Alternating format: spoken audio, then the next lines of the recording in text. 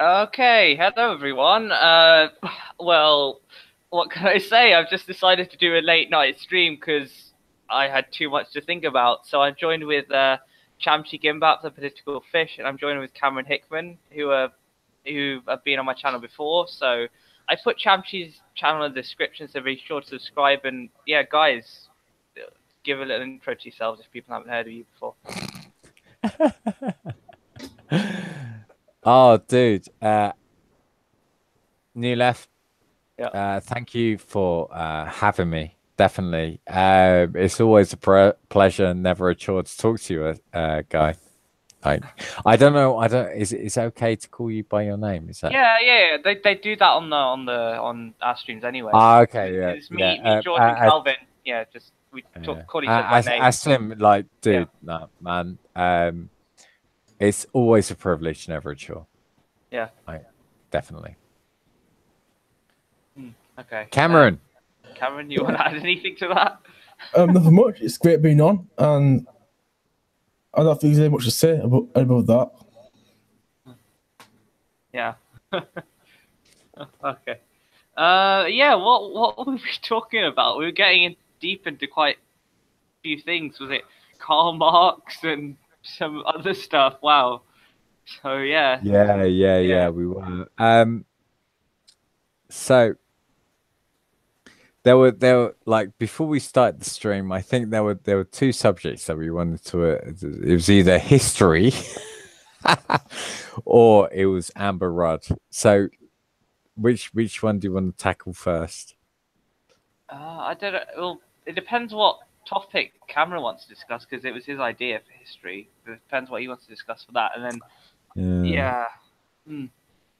But let's talk about Amber Rudd first. All right, sure. Yeah, okay. I suppose that's the easiest one, isn't history, it? You'll get deep into that. I mean, we were before we went live, so there we go. Yeah, we were. We were.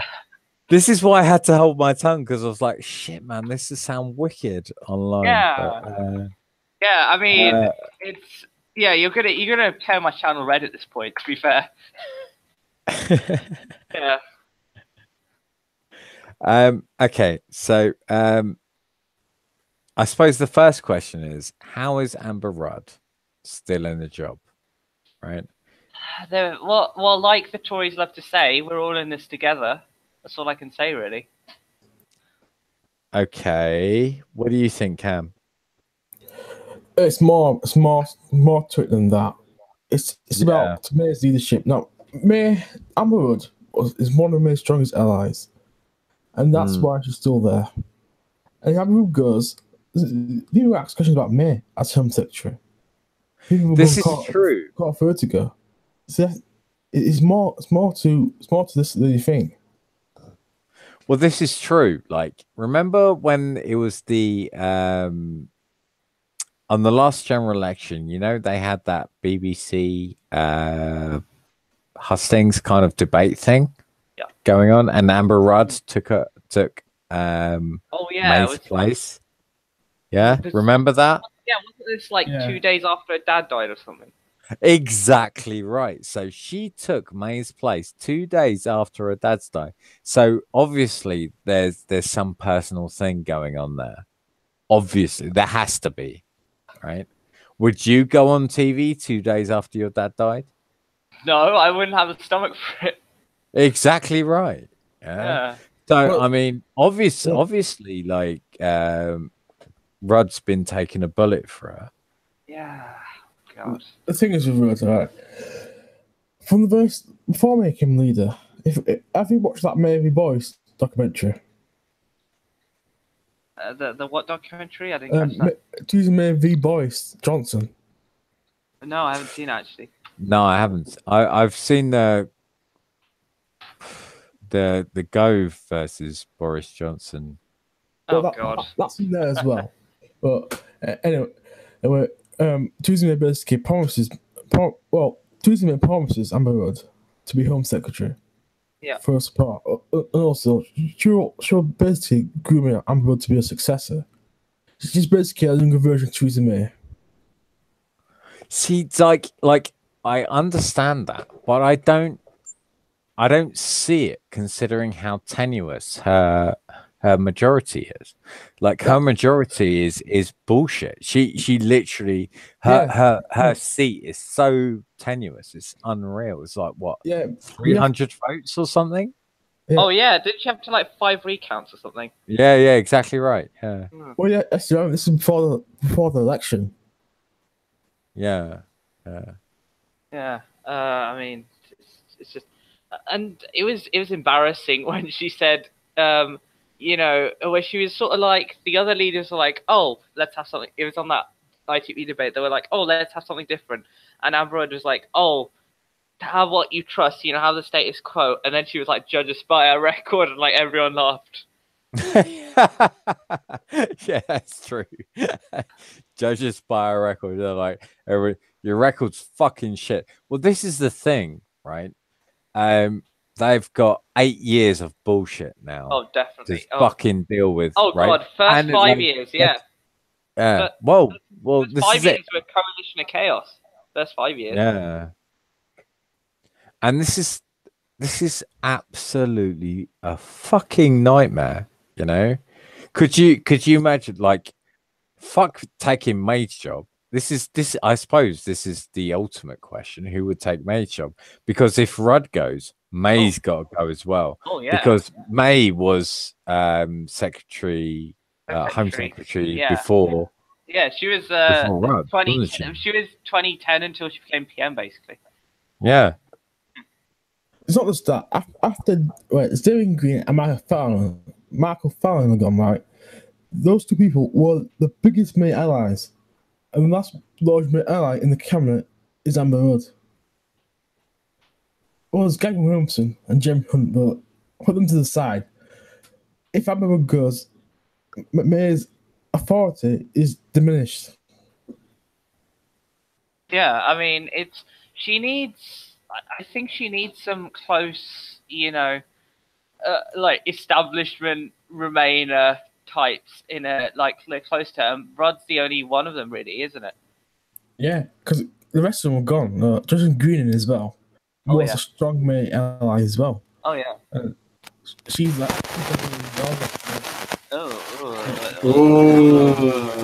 What's going on?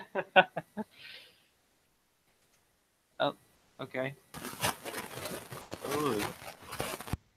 Sounds like some alien interference or something. Oh, is it back again? Oh dear. No, you're back. You're back. That's cool. Yeah. What I said is, she sacked Justin Green as well. And Justin Green was a May ally, but she did it in such a way that Justin Green is furious at May still. And I think she'll be a leadership contender, possibly. Yeah, I mean, but who do you think? Do you think Rudd will get sacked or not? I don't think she will. I don't think they have the balls to do it. Well, this is the problem. Yeah. If you were to read the rules of the parliamentary conduct, and the parliamentary conduct code dictates that she should resign. Yeah. Yeah. It's simple as that. I mean, this is no case for debate or anything. Should she or shouldn't she? Yes, she should. Full stop. She misled the cabinet when she said she didn't know that there were targets. Fuck me. Now everybody knew there were targets when it came to deportations and definitely. So I mean, they planned this for they planned this since for 2010. Since 2010. Oh yeah, but I meant like the immigration bills and stuff. That was like 2013, wasn't it? 2013 onwards. But yeah, I mean, it's been going on for ages. So. So she has misled, or she did during this select committee meeting. Yeah. She did mislead the cabinet, right? So she should resign. Full stop. There is no argument. There is no debate. There is no nothing. Yeah. Her job is gone, right? She now lacks the credibility of an officer of her post. Oh yeah. So the fact that she's still there, Yeah. actually scares me. I mean, to be yeah. I honest. mean, it's like you had like Damien Green and like Michael Fallon, and they did way minor things than she did, and she's still here. Well, I don't know. Wanking for 8 hours a day is quite a big Yeah, thing. no, I meant like in the grand scale of things. Sorry, I didn't mean it that way. I meant in the grand scale of things.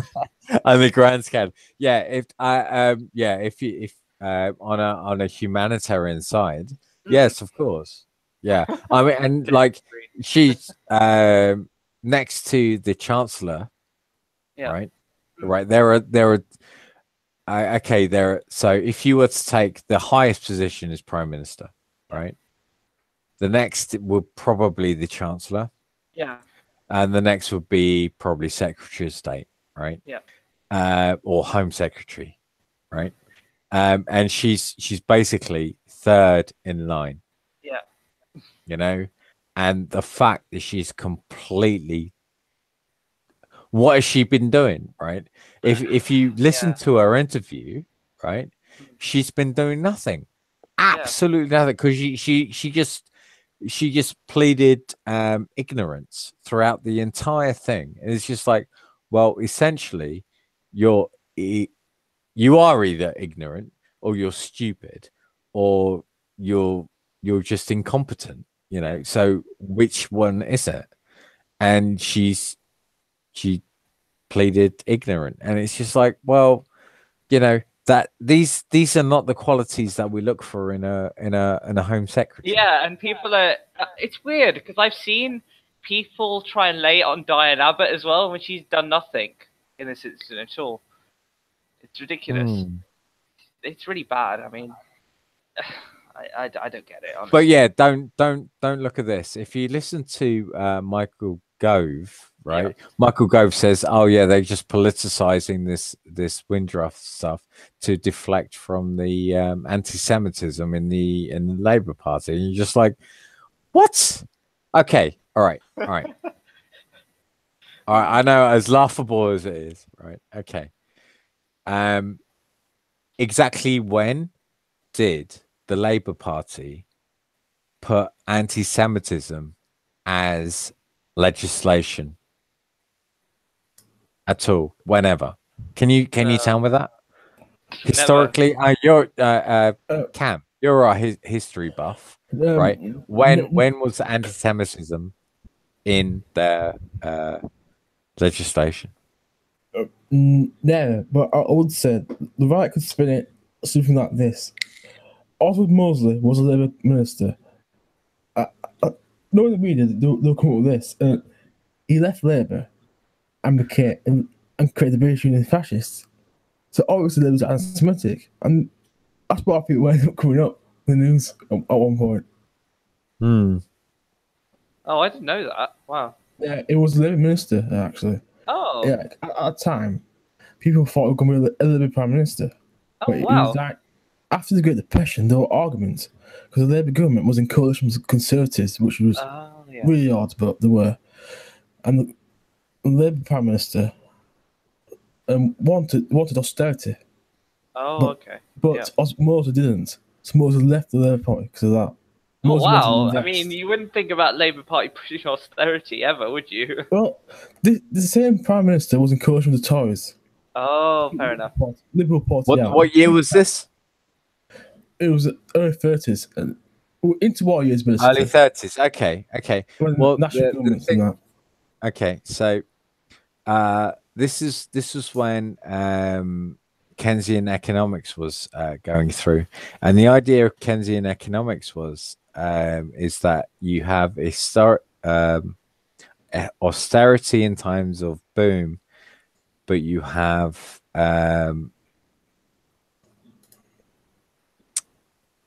investment in times of slumps, right? Yeah. So Keynesian economics dictates that that in slump times that you invest rather than cut, because if you cut, then you just end up in a downward spiral, which we've noticed with the austerity. Yeah. And this was Keynesian's times in the 1930s. Am I right? Yeah. Yes, but Keynes didn't become relevant in British economic thought until the 1940s. Until Attlee was leader. That's right. Yeah, yeah. That's But, exactly right. But actually, Yeah. Moses believed a lot of Keynesian economic philosophy, which I don't mind getting into Moses now, but I think the right will try to be a little bit with him. Interesting. Definitely interesting. So anyway, sack the bitch. That's what I say. Oh yeah. But who will replace her? That's the question, because they have no one. Well, like I said, like my guess is going to be someone like Dominic Raab. Okay. Yeah. She needs a Brexiter, so yeah, it's going to be Dominic. And Dominic Raab really wants to be prime minister, so Oh yeah. and Because he's a they're all buying Brit at really this point. slimy Yeah. tit. Yeah. Oh, And he Because doesn't have the baggage either. Doesn't have the baggage. I think they all do. I think it's a bunch of, like I said on the, was it the boy chat basically about spider web and the spiders eat each other. It's basically like that most of them want it. You can talk about Gove, Boris. Yeah. Oh god. Yeah. See, they have so much baggage. Right? Yeah, because it's like, they have sort of past experience. I mean, that's loads of that's like, that's why Corbyn did so well, because he was a backbencher, so he didn't really have the baggage.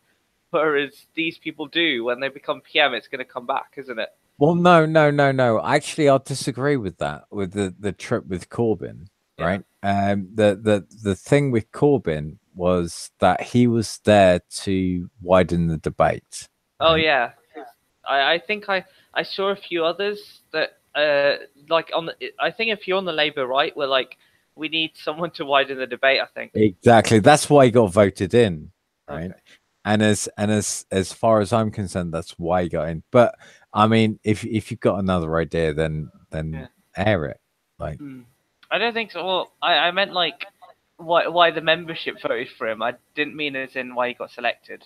oh right, okay. He got selected like at the last minute just to widen the debate. Yeah. And then he basically just answered. He gave something for people to vote for. Basically, that's all I can say. And yeah, we also thank Ed Miliband for changing how Labour leaders got voted in. Don't you think it's really weird that Ed Miliband now, like the fact he's out of office, is now actually more left wing than what he was in office? Don't you think that's really weird? Yeah, I mean, if you, sorry, carry on. If you ask him, he will admit it said that he planned to and Blair, basically Blairism. Now he's actually a local MP, and if someone actually asks him about this, he will say that he regrets moving towards the right because he didn't believe it. He didn't believe in it, and it was more left wing than he says it was. Yeah, Red Ed. Yeah. I know he's fighting for universal basic income now. Yeah, he kind of been that Red Ed because most of the policies that he was talking about have actually been employed by. Oh yeah, it's like by the Tory party. Yeah, it's like the energy, especially the energy cap. Oh, because they were like, "Oh, it's a communist idea. You shouldn't do this." And then, and then it's like in the Express, you said it's a communist idea, and then you said Tories to crack down on energy prices. In big bold letters. I know. It's double standards. That's all I can say. Yeah. Well, that's exactly right. That's exactly right. No, but let's be honest. The Tories have run out of ideas. They're either doing nothing. Let's be right. Yeah. You. I think Asim, you're exactly right. When if we look at the last general election and in when this is in air quotes, I know you can't see it, but this is air quotes. The Labour manifesto was released, leaked. Oh yeah, leaked. Leaked. What did the Tories have? Oh, we're going to bring back fox hunting. That was Dementia it. tax. That was Yeah. dementia tax. Yeah, these were the only two policies that they had. Whereas what I'm sure that the Labour Party had at least 10 policies, right? Yeah. That literally blew it all out of the water. Oh god, yeah. Almost How 10 many policies. were there? Like renationalizing public services, ending PFI. So yeah, it was renationing public services. It was capping it was capping energy fees. It was also setting up in a new energy company that would also a new investment bank. Scrapping tuition fees. Scrapping tuition fees. Yeah. So that's six. Also ending the pay sort of disparity in the public sector. So like the highest people only earn 20 to 1. That's right. That's right. If you wanted to get a government contract, then your pay disparity must be less or greater than 20 to 1. That's exactly right. The other thing was what was it? Was it not raising the taxes to 45% for, was it 80? Was it like people earning below 80k won't see a tax rise of 45% or something? That's right. That's right. And it was land tax. Yeah, and it 53. No, sorry, it was 50% for 123,000 and over, I think, if I remember correctly. So there we go. That's 10 policies. Yeah. 10 policies. Yeah. And it was over that Easter, wasn't it? And you just bang, bang, bang, bang, bang. I mean, like, I was. We're gonna bring back fox hunting. Yeah, exactly. And then she was like, and then she was like, nothing has changed, you know. But yeah, we're gonna bring back fox hunting and dementia tax, and nothing's changed though. Nothing's changed. But actually, it says in your manifesto here. Yeah, I mean, even people on the right. I mean, even the people on the right. I mean, even they said it was shit. Fucking crucified her for it. Yeah, I mean, you saw Sargon. He was shitting for her and Trump, and look what he said. You know. I'd switched off by then on his channel. Sargon. Oh no, because I don't watch Sargon, but I saw his rant against May, and it was really funny. So. Is that when he called a vampire? I think so. See, like, I don't watch Sargon. I used to, but not anymore. See, here's the thing, right? And this is really bad. Like, oh, hang on. I'm going to put myself on mute for a minute. I'll be back in a second. Shit. Okay.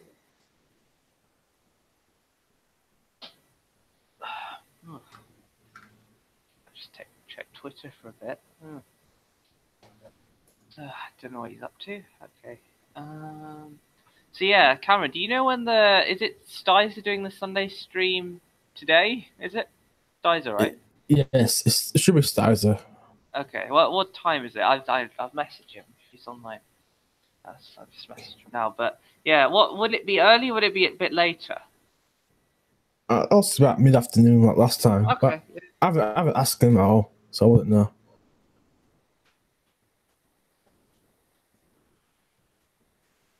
I've just DM'd him.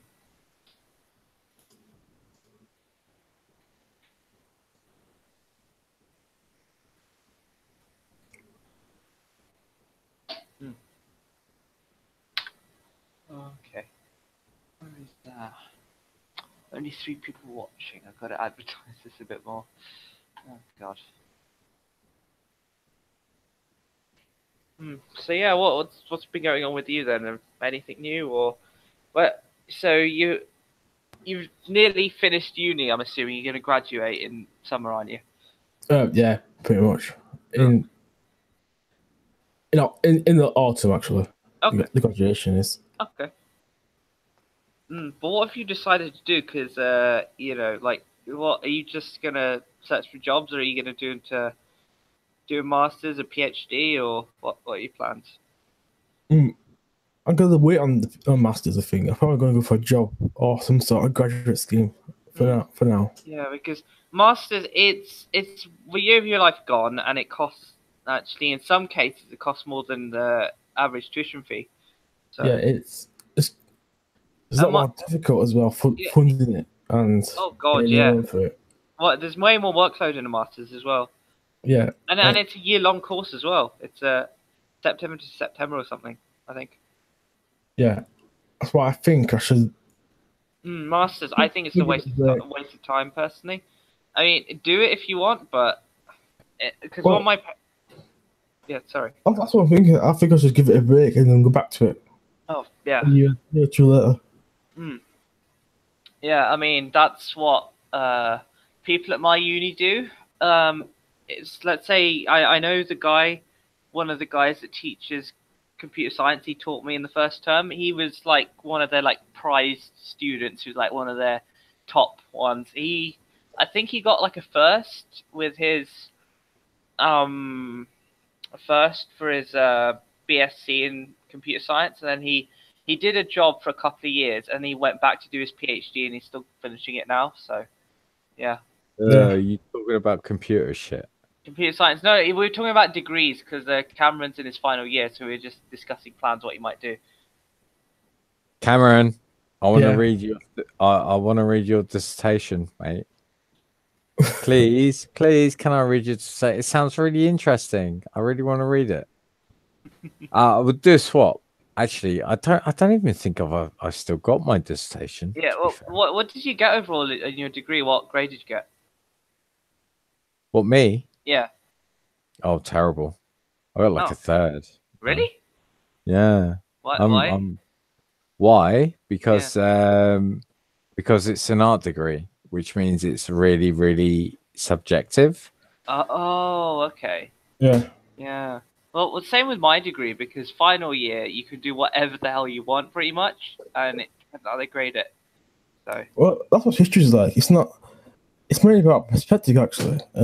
As long as you can write essays and structure it, it's about interpretation, about argument. oh yeah. I mean that's why you're a big asset to sort of this community because you You know, know loads about your history. So but the thing is, like,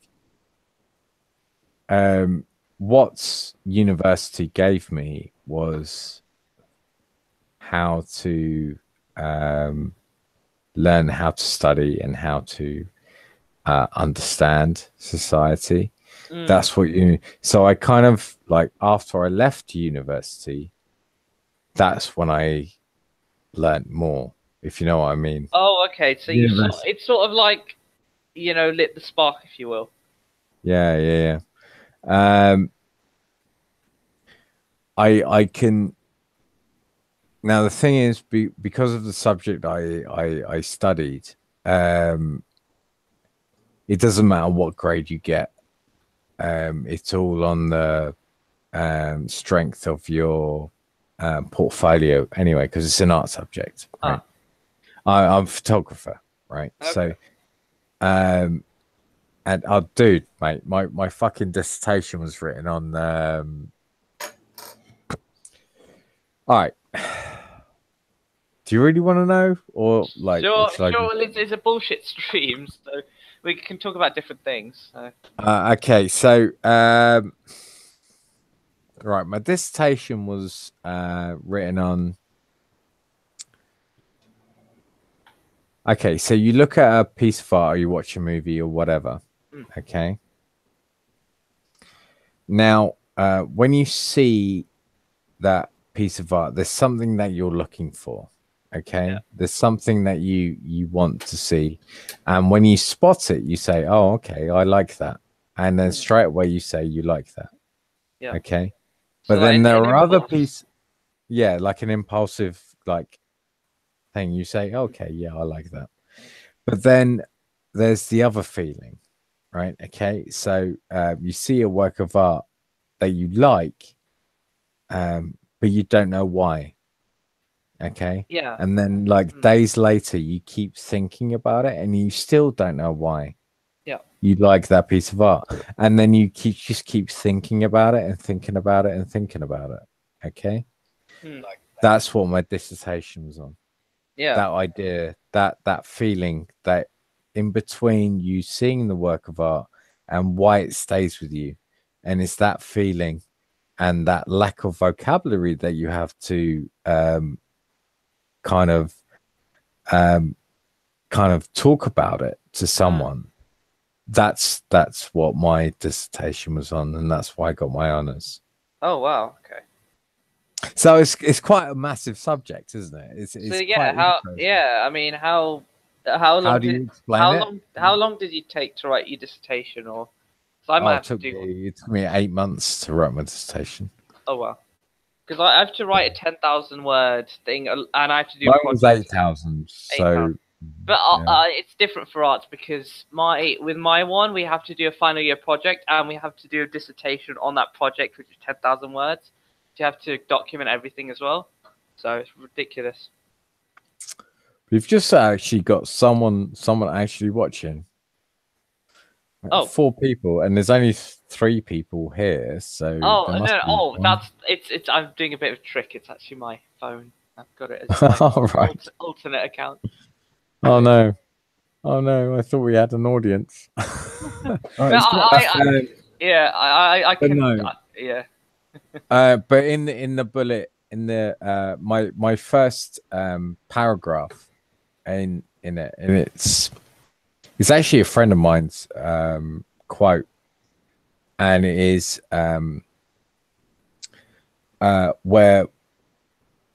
where language doesn't suffice, art has the ability to intercede. So it means where you don't have the ability to elaborate, or where you don't have the ability to explain yourself, or where you don't have the ability to speak. Okay. Yeah. Art has the ability to intercede within these areas. Oh wow. Okay, so an art can take any form and any measure, and it can be, you know, whether it be painted, sculptured, or whether it can be music or whatever. And art is an integral part of our society, whether you like it or not. Oh yeah. And if you were to remove art, I mean, there are certain arguments that say, okay, so we can make like degrees free for industries that are needed for society. So for instance, so like my degree nurses, sort of thing. So like for like your degree, you know, if you're going to develop a new AI or whatever, you know that's needed. Huh? Sorry. So we've got some watching. Shafters watching, so we've got audience at least. Oh, we do have one person. Hey, Shafted. Hey there. Well, just listening. Well, this is what I'm talking about. I mean, if you have like degrees for say engineering for industry, then of course, you know, that's needed in society. Oh, yeah. And so you'd make those degrees. They generally have high contact hours as well. Yeah, of course. I mean, mine is 19 contact hours at the moment, and it's going to go up to like 21 next year. So. Well, yeah.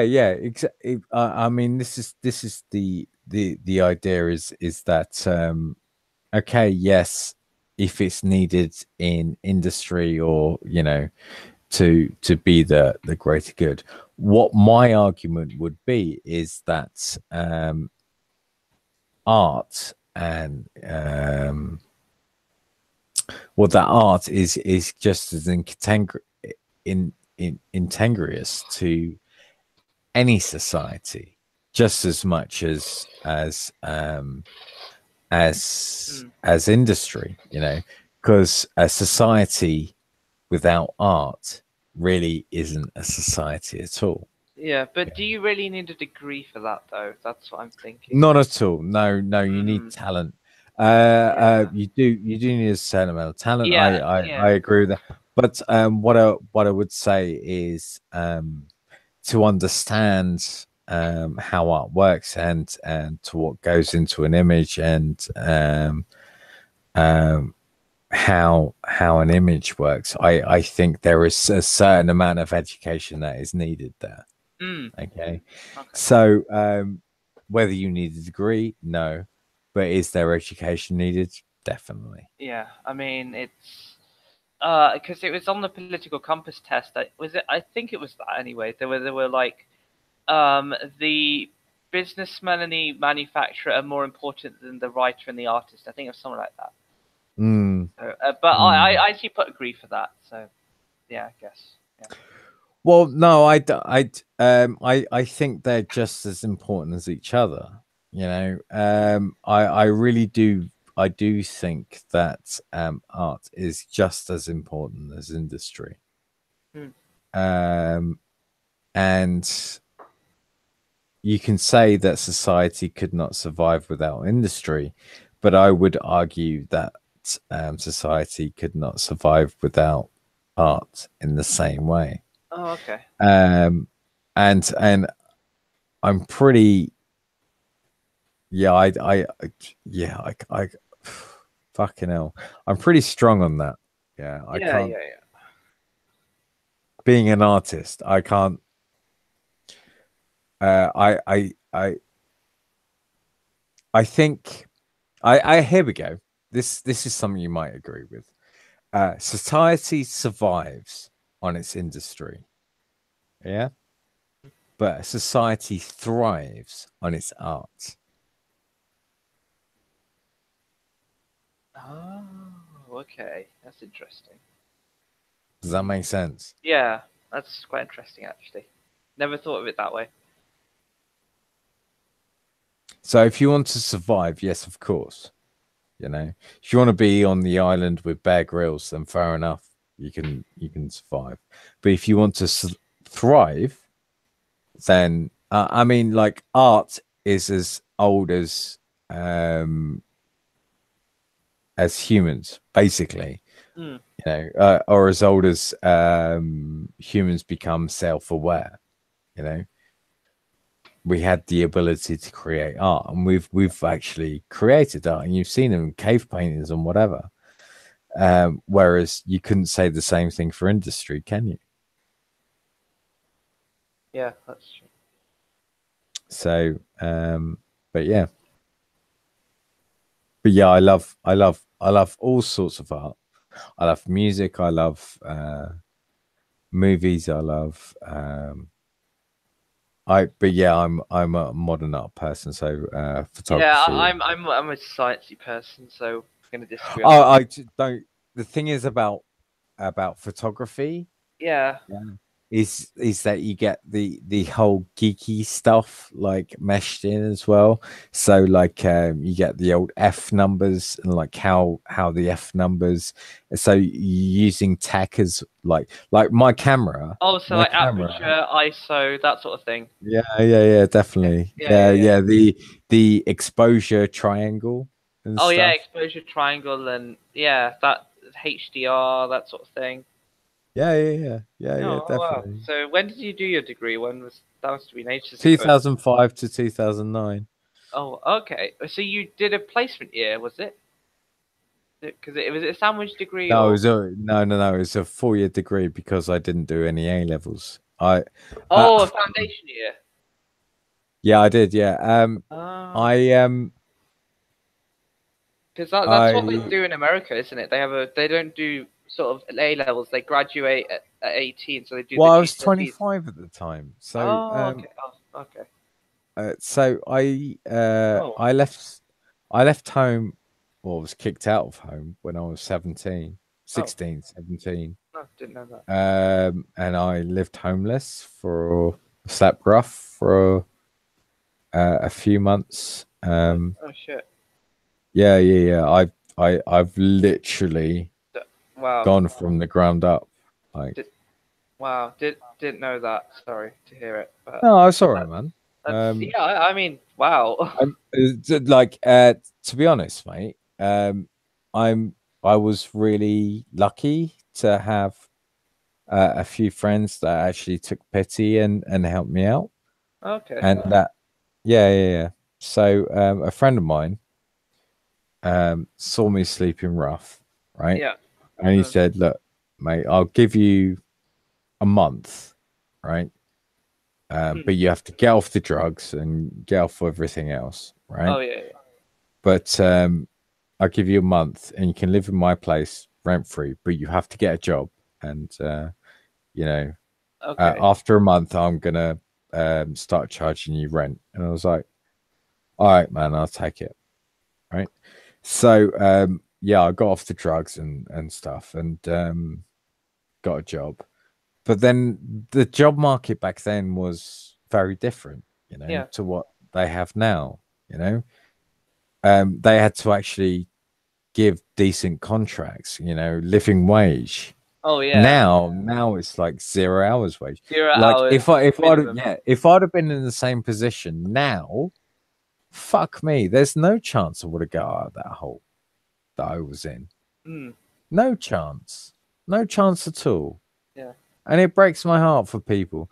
Mate, it's a downward spiral. Oh Mate. yeah. Absolute downward spiral. I mean, like, from what we were talking about earlier, like, dude, you're fucking privileged, mate. You're privileged, Mm. you know? And people Yeah. say that's politics of envy or whatever. Yeah. The But fact that it's you're on the not like, left, no, dude, listen a minute. The fact that you're on the left, I think, is wicked. Absolutely wicked. You don't have to justify anything. You're exactly the people we need. Nice one, Asim. Thank you. right. Thank you. Right. I mean, what can I say? Pretty amazing story. To be fair, I mean, Not speech- really. No. I mean, because you don't hear about this stuff, do you? You sort of like, it doesn't. They don't tell you about this sort of thing, do they? Really? I don't. The thing is, right? I'm a fuck up, right? And I'm a fuck up because turning up on Angel's stream, being shit faced and whatever. I know I'm a fuck up. Yeah. Like, there's no stopping that. I mean, I was a fuck up from birth. It's fine. It's one of those things I can't change. Yeah. But the fact I'm comfortable now and I don't, people generally worry about money, and I was having a chat with Kuka the other day, actually. Okay. And she was saying that I was watching one of your streams the other day and you said you got paid like $50 an hour. And I was just like, well, yeah, that's just, it's just what I do now. She's like, that means in my eyes, you're rich. I'm like, well, I'm not really, because I only work, I don't work a lot. Like, because I think I don't work to enrich my life, right? I only work to get money to do things outside. I work to live. I don't live to work. Does that make sense? Yeah. Yeah.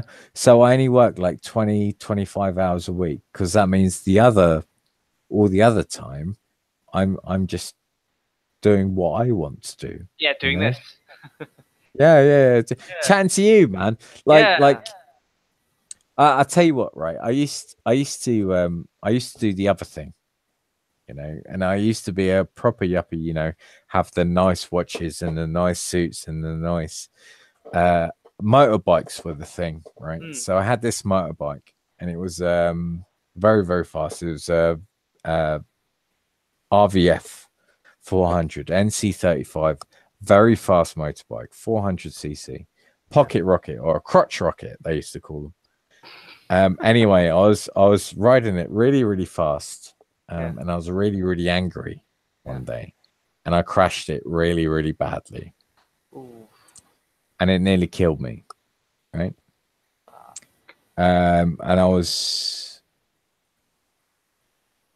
I perforated my bowel in 6 places. I broke my left wrist, and I was suffering acute peritonitis, was straight into theatre. I had what do you call it? A catheter for 8 months. Catheter, yes. Yeah, I had a catheter for 8 months. Is that the stuff where you excretion, right? Is that catheter, right? Yeah, yeah, into a bag in. Oh yeah. Right. Then you have no control over it, basically. So I had that for 8 months, and then I had reverse. So it was basically 18 months of recovery, and I had the same job throughout the whole thing. Yeah, was this before South Korea or after?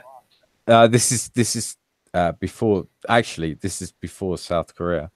Okay. Right, and this was in my early 20s, and I was sitting there thinking, like, after everything's been reversed, everything's done, and so I'm basically fit and healthy.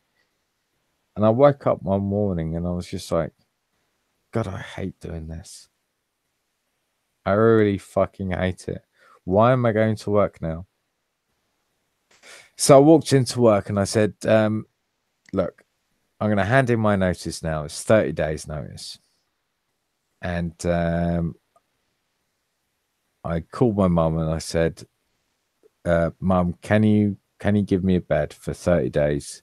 I'm either going to go to university or I'm going to join the army. And I'm 21 years old. Okay. And she said, okay. Yeah, no worries. As long as it's only 4 weeks. And I was like, okay. I got accepted into university doing my degree for photography, did my degree. And then after that, I ended up coming to Korea. And now I'm earning $50 an hour teaching English. Wow. I mean, that's amazing. But I mean, well, what did you do as a job before uni, if you don't mind me asking? I was a salesman, actually. Okay. I used to work for Car Phone Warehouse. Oh, I think you mentioned this actually once. Yeah, you haven't really described it, but you mentioned it loosely once. I worked for them for, God, I was from 19 to 26. Oh wow. So yeah, it was a good long time. Yeah, I passed their management course and everything. Like I was before I handed in my notice, they were gonna give me my own store, essentially. And that's when I had my kind of like moment. I was just like, fuck this shit, man. Am I gonna be like when they said like, do you want your own store? Like we have this shop ready for you to take over. You got your own staff and everything. I was just like, oh, fuck that shit, man. Am I going to be doing this for the rest of my life? Is this me? I was just like, no chance, mate. So do you mean like taking back control of your own destiny sort of thing? Well, this is a question that's troubled me. And if anybody asks me for any advice, I always say this one thing, or, you know, if your life is shit, right? And this is simple. It's a simple fucking question. If your life is shit, yeah, and you think, oh, my life is shit, but I don't know why. What the first thing you need to do is work out what part of your life is shit. Okay. And then change it. That's it. Because normally it's one aspect. It's only one aspect of your life that is shit. Yeah. And for me, it was my work. Like, so I just changed the way I saw work. Okay. You know? So I changed it. I worked out what was shit and I changed it. Okay. And that brought me to Korea, 6,000 miles away. Wow. So how when did you know you'd moved to Korea? Well, this was the weirdest thing, right? So anyway, I'm absolutely shit-faced, and I'm Yeah. walking with my friend, right? And I'm doing this dodgy. I've finished my degree, but I'm still in the city of Swansea. But I'm walking with my friend home. I think it was about like 4 or 5 o'clock in the morning, and we were both shit-faced. Yeah. And he hits me, nudges me on the arm, like you do with your mate. And he goes, "Oh, you've got a degree, haven't you?" I was like, "Yeah, but it's a fucking shit degree. I got a fucking third." He goes, "Look, you've got a degree, haven't you?" I was like, "Yeah." And he goes, "Have you thought of teaching English in Korea?" I was like, "You what?" "No, dude, go and teach English in Korea." I was like, "Mate, I can't even fucking speak English, let alone fucking teach it." He was like, "Nah, dude, if you've got a degree, I've heard about this, right? Um, they'll fly you out there, they'll sort you out with some digs, and you'll be fine, mate. You'll be fine. You'll be fine. Like, honestly, seriously, see if you can. Like, my mate's doing it, I'm doing it. Like, we'll fucking meet up out there. It'd be wicked. Like, and we'll travel around." I was like, "All right, all right." All right, no worries, man. So I went home, shit face, hit my computer, went online. I was like, teaching English in Korea, blah, blah, blah. Submitted a few CVs to some random people. Passed out, woke up in the morning, and I got like loads of replies. And they're like, "Hey, we want you to have an interview, but we need to get your paperwork sorted and stuff. Wow. How would you like to come and teach in Korea?" I was just like, "Fuck me, really?" Wow. So what Yeah, I was know. it like So, getting over there and like sorting everything well, out? Like, no, this is the weirdest thing, right? So from that moment onwards, I then had to get all my paperwork sorted. So like, I had to get a a CRB check. So yeah, criminal record. criminal Yeah. record background. Yeah. I also needed to get transcripts from my university, right, which was sealed, right? And then I had to put all this in a package, and I then had to FedEx it off. So that took a week. So between like me on that pisshead applying for a job and actually leaving, it was about 12 weeks. Okay. Okay. So it was kind of like really, really messy, because on the way I had like loads of phone interviews and stuff. People were phoning me, and I'm still sitting there saying, "Look, I've got all this shit, I've got nowhere to store it." I've got, I'm 20, well, I'm 30, nearly 30 years old, right? And I've got 30 years worth of shit, right? And I'm like, where the fuck am we going to put this stuff? And it literally, it was about 2 weeks notice I got. They called me and said, "Yeah, you've been accepted for a job. Are you ready to fly out on Monday?" I was like, Wow. "Fuck, shit, sorry, I didn't mean to swear at you, but fuck." Yeah, fuck it, why not? Yeah. And then I just did it, and I've been here ever since. Oh 8 years ago. So it was just that one night that changed everything, sort of thing. Yeah, it was. Yeah. That one night, that one pissed up conversation. Wow. You got And your life turned around just from that sort of thing. And you just here. yeah, totally, Wow. totally. And I've experienced some stuff that only the most privileged people, I've seen a sunrise on a plane last 8 hours, Oh wow. It's the most beautiful thing I've ever seen in my in my life. I've swam with dolphins, I've done all these crazy things, you know, that I never thought I would. You know, someone like me, I'm from the council estate that got kicked out and slept rough when he was 17.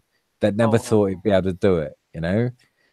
But it is possible. But I was very, very lucky, and it was just due to the people around me. Now, okay, to go full circle, what I've seen from the Tories is they are destroying these lines of support, right? They are making people like when I was doing this, it was there was very much a sense of a community. Everybody knew each other, and my friend knew me because we're from the same area, and you know, it's from the same community. Whereas now, because of individualism and the ideas of you know, oh fuck it, you don't want to talk to the guy next door, he might be a pedophile, he might be a rapist or whatever, you know, this is the shitty things that you need like to gossip, deal with. you mean, that sort of thing? Yeah, gossip. Yeah, exactly right. You know, but you know, back then in the early noughties and the 90s, this shit wasn't around then. This was before poverty porn. You know? Oh, you don't want to talk to him, he's just going to try and sell you drugs, you know, that kind of shit. Yeah, he's a nice guy. Yeah, he might want to sell me drugs, but that doesn't make him a bad person. Maybe he's just trying to get his head in this world, you know, because maybe his alternative is doing a 0 hour contract in fucking Poundland or whatever. Oh yeah. You know, so what's the alternative?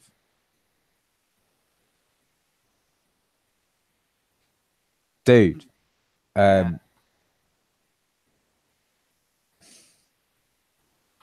Wow, I mean, it's so. When did you notice this sort of change happening? Was it in the last 8 years when they came back to power again? Was it when you started seeing that?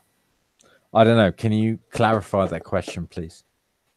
Oh, so no, I what I meant was like when I forgot what I was going to say now. Oh God, I hate when that happens. But I meant like when did you start seeing that change from, you know, collectivism to individualism? Like you were talking about, like Well, it came all the way from Thatcher, but I mean, Blair helped actually bring helped it bring together, and the only thing it was austerity.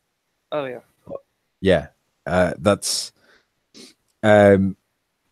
austerity on the ground level, on the bottom level, right?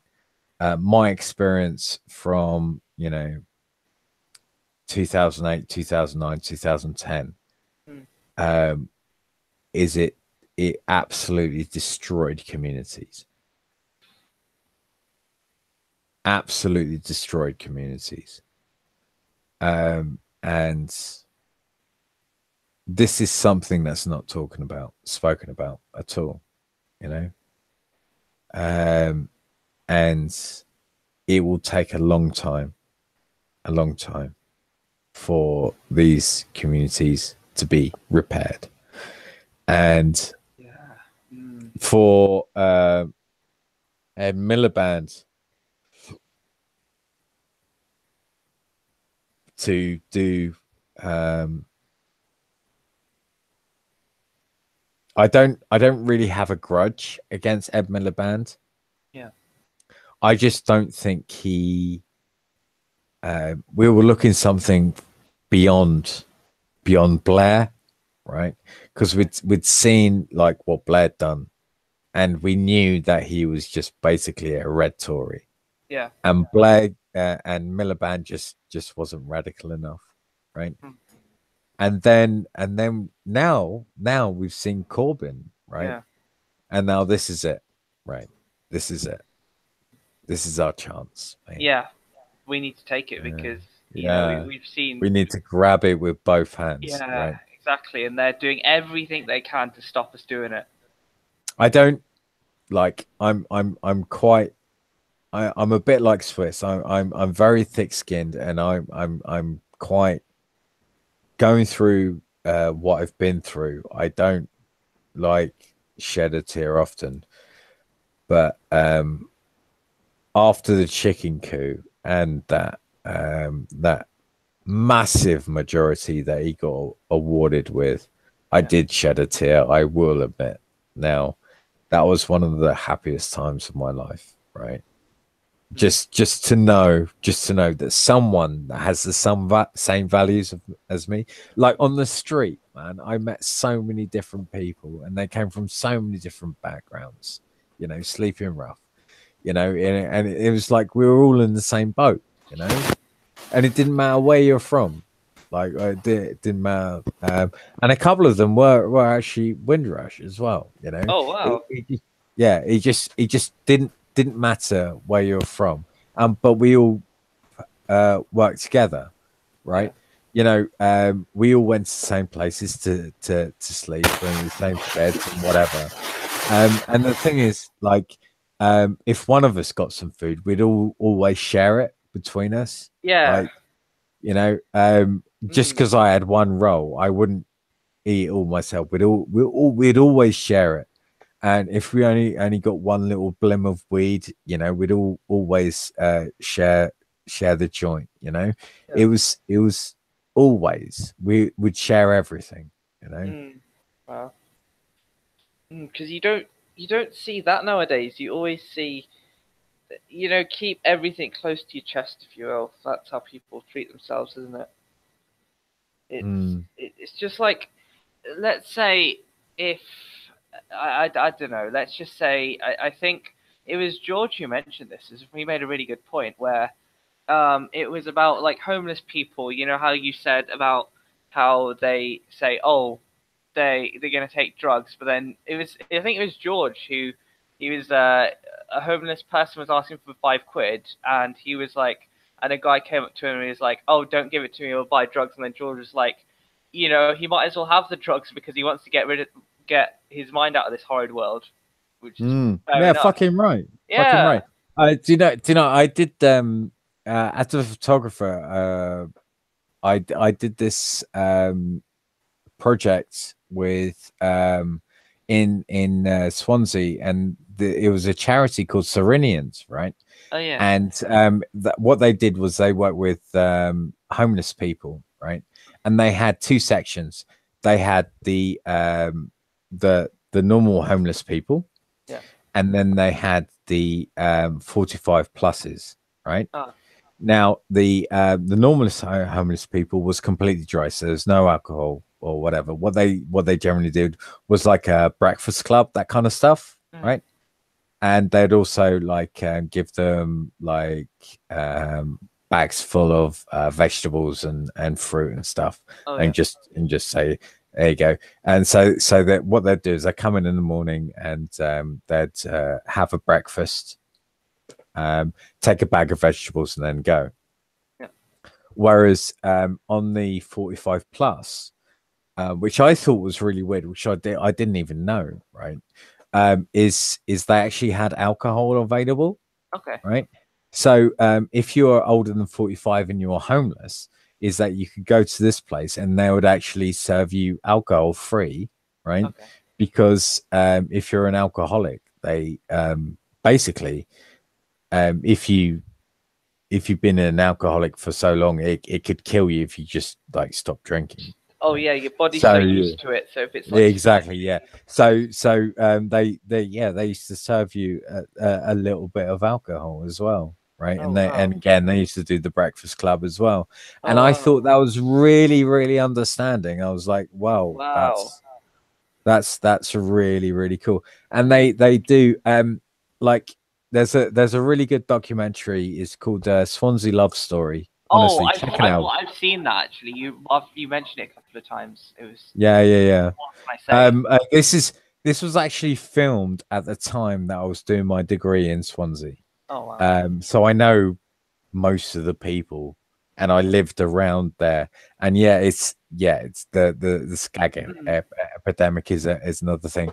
But if you look at the point of or the reasons for the skag epidemic, then you're looking at the policies that Thatcher brought in, Oh God, 20 years before. So, like, I mean, like Swansea was a mining village. Oh yeah, and these are the problems. Yeah. She destroyed it, and then they forgot about it. Absolutely forgot about it. So, yeah, it's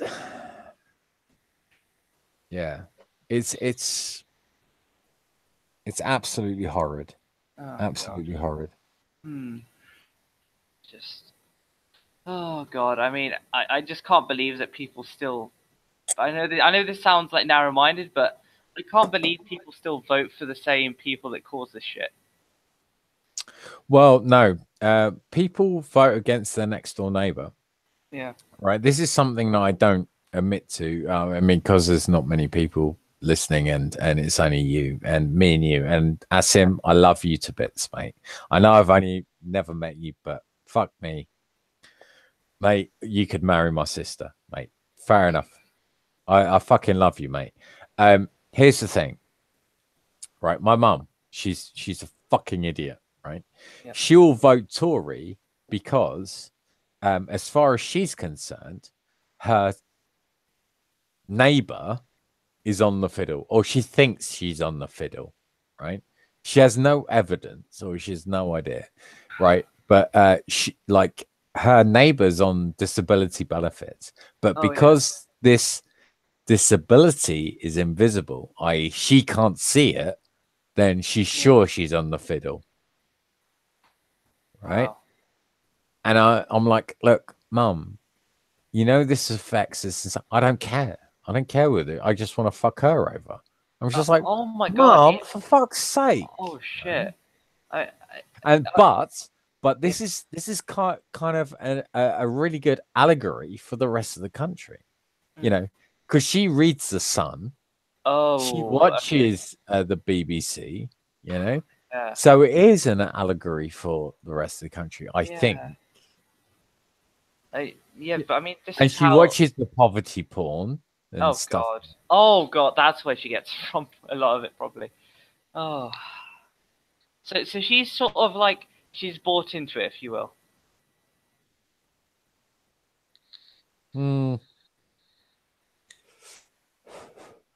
I think half the issue is that my mum's worked really, really hard.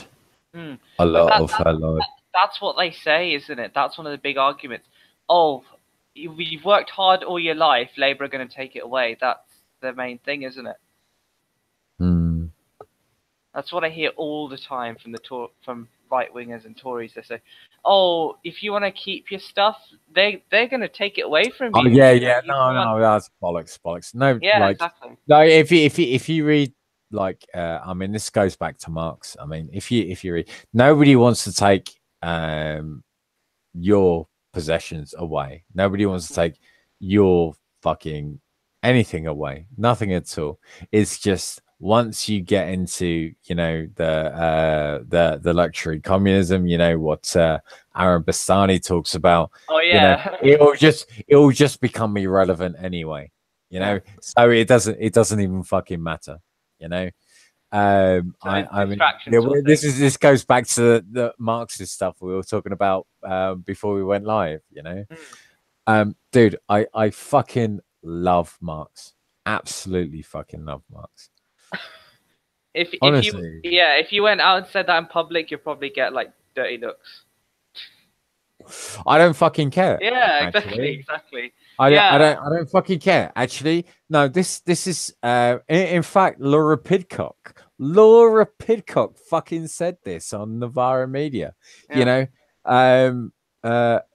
She was asked whether people should read Marx, and she was like, yes, I think people should read Marx. And to be fair, I think that a lot more Tories should read Marx as well. And fucking right they should, because nobody, not one person ever should be seen as a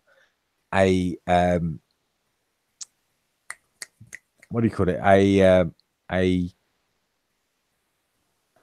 Disposable, like Disposable. what? Like a I think slave, a thing that you trade. a commodity. That's the one. That's exactly right. Yes. Nobody, not one human should ever be seen as a commodity. This is the thing. I am not a commodity. And that's what changed in my head. Yeah. I said, I will not be a commodity again. Oh yeah, because that's your the when you handed in your resignation, was that's what basically went through your head, right? I didn't know Marx at that time. It Yeah. wasn't I didn't read Marx until basically about 2 years ago. Okay. And I was just doing like job type jobs here in Korea. Yeah. And I then read Marx, and then again it changed again. I knew back in 2010 that, or 2006 or 2002 or whatever, that I didn't want to be doing what I was doing. So I worked out what was shit. So I changed it. Yeah. But I didn't know why. When I read Marx in 2-3 years ago, Yeah. then I knew why, and then it gave me purpose, and then it made me change my life even further. And the weirdest thing is, it made me earn more money. Wow, you might Which is the weirdest thing ever. Holy shit! Yeah. Oh, so like, oh wow, the aspiring billionaire should all read Marx. Yeah. Well, no, I don't. I'm not rich. I mean, here's the thing. Like, I live modestly. That's the thing. You know. So, what I rather than like, I could earn shit tons of money. I really could. Because the work is there for me to take. But I would rather turn down the work. Like, for instance, I like sleeping in the mornings. Oh, Yeah. I love that too. Actually, Yeah. yeah. Okay. I slept until 12 this morning. Yeah. So that's a privilege that I like. You know, I managed, like, for about a year, I managed to cancel more Mondays. Right? Oh yeah. Could you imagine canceling Mondays for an entire year? Oh god. How can you imagine what a fucking luxury that was? Oh my god. Oh wow. That would. If I was working right now, I'd give anything to do that. To be fair. Yeah, exactly. Like for an entire year, I cancelled Mondays. Right. Oh my god. Wow. But society kicked back and said, "Okay, you've got to work Mondays." Okay, so, but I've still managed to keep hold of my mornings, so I don't work mornings. Oh well. Yeah. So yeah. I work and I indulge in the capitalist situation, but only on my terms. Right? Oh, okay, yeah. Yeah. And yeah, I don't fuck it because I'm a night person. I'm a night owl, and I end up. Yeah. I play computer games until stupid o'clock in the morning and stuff like that. I don't play computer games as such, but I stay on, sit on my bed and watch YouTube all day. Yeah, totally. Like I'll say, oh, I'm going to bed now, and then I'll watch a video that's really, really interesting on YouTube, and I'll be like, oh, and then it gets a link to another video, and you're like, oh fuck, and then it just yeah, exactly. But it's and before you know it, you're going to bed at like 4 or 5 o'clock in the morning. Oh god, yeah. I mean, last time I went to bed was I got to bed at 4 in the morning, and I wasn't even doing anything. Yeah. Totally. This is I mean, I have my own place at uni, so I guess that's why. I suppose what helped it is remember what I said to you is that there are certain pieces of art, and you look at art, and sometimes it will strike you, but sometimes it will, what do they say, bruise you, and it will stay with you, Like and you'll think about it. mentally scarred. Yeah, exactly. It'll mentally kind of almost scar you or bruise you or kind of put an impression on you anyway. But you don't know why. Okay. Have you ever seen the movie The Crow? No. Okay, it's one of the actors in it in The Crow is Brandon Lee, right? Oh, So he's the son of Bruce Lee, oh, and okay. he died during the filming of I Bruce think I Lee. heard of this actually. I heard something about Yeah. someone dying during the film. And I used to own the old VHS of his final interview during filming of The Crow, right? Yeah. And because The Crow as a movie is about death, really. Yeah. It's just about death and how people feel about death. And he's there talking about death. And he talks about like, how often will you ever see a sunrise? Right now, when you see a sunrise, it seems quite trivial, right? How often will you spend that time with your girlfriend or your mother or your brother or your sister, and really connect with them? Yeah. It seems like it's completely disposable. It's like you can do it every day, right? Oh, it's like what's the saying? Like you don't appreciate something until it's gone. Yeah, it's almost like that, but it's further. It's more than that. Oh wow. It's like taking it away, then giving you a second chance, and then you can actually really appreciate it. Yeah. Oh wow. And he's talking about this stuff, and that really stuck in my head for some reason. It has done. There's a word for this. Roland Barthes called it a punctum. And this is something that sticks with you. It bruises you. It scars you. It really sticks in your soul, but you don't know why. And his reasons for saying that you don't know why is that language doesn't have the ability to elaborate on this. Okay, this feeling, this wants, this thing, right? The moment you can elaborate it actually steals the power from it. So if you could say, oh, it's because it reminds me of this, or it's because it makes me feel like this, then no, it no longer is this feeling. But all the time that you struggle, all the time that you're feeling this feeling that you can't explain, it's called a punctum. He put a name to it. That's what my dissertation was on. Oh wow. Wow. What did you get for it, by the way, if you don't mind me asking? I got a third, mate. Oh, a third for your dissertation. Yeah, I got like oh wow. Oh, it's because I repeated myself too much and I didn't hit the word limit. Oh, what? So what? How many words did you do for that then? So I think I did like 6.5.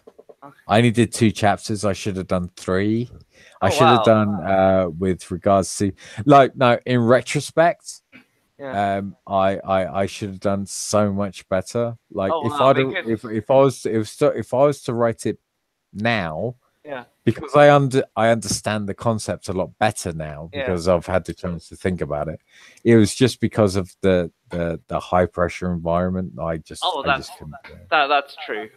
It is intense, especially with the degree I'm doing. It's just I think they put us under pressure because that's what the sort of we need to basically become corporate slaves at the end of the day. I think that's why.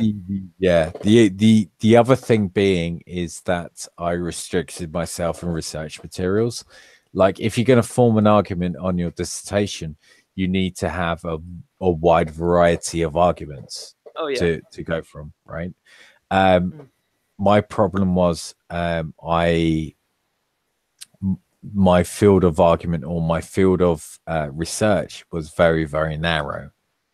And most of this shit was written in French as well. And like, I can't speak, I can't even speak English, let alone French. So that was that was like like Roland Barthes and all his works, which was basically the entire theory behind the studium and the punctum. Yeah, it's all in French. So, and all theorists that reflect on that are also French. So yeah, and yeah, none of them have been translated. So you need a wide idea. So are you going to be writing a dissertation soon? Me. I Yes, don't know. you. I'm in first year, so probably not. You're in your first year. In your third year, are you going to do an honors degree? Oh, it is not. Yeah, it is a BSc honors. Okay, so then you will need to write a. Oh, okay, Cameron. Cameron, you still there? I really want to read Cameron's. Cameron's just writing his thesis right now, and it's going to see really interesting. I bet he's falling asleep in his. Yeah. Oh, this is really funny because I did a live stream like less than 24 hours after Infinity War came out, and Gerard joined me for it, and he fell asleep at the end.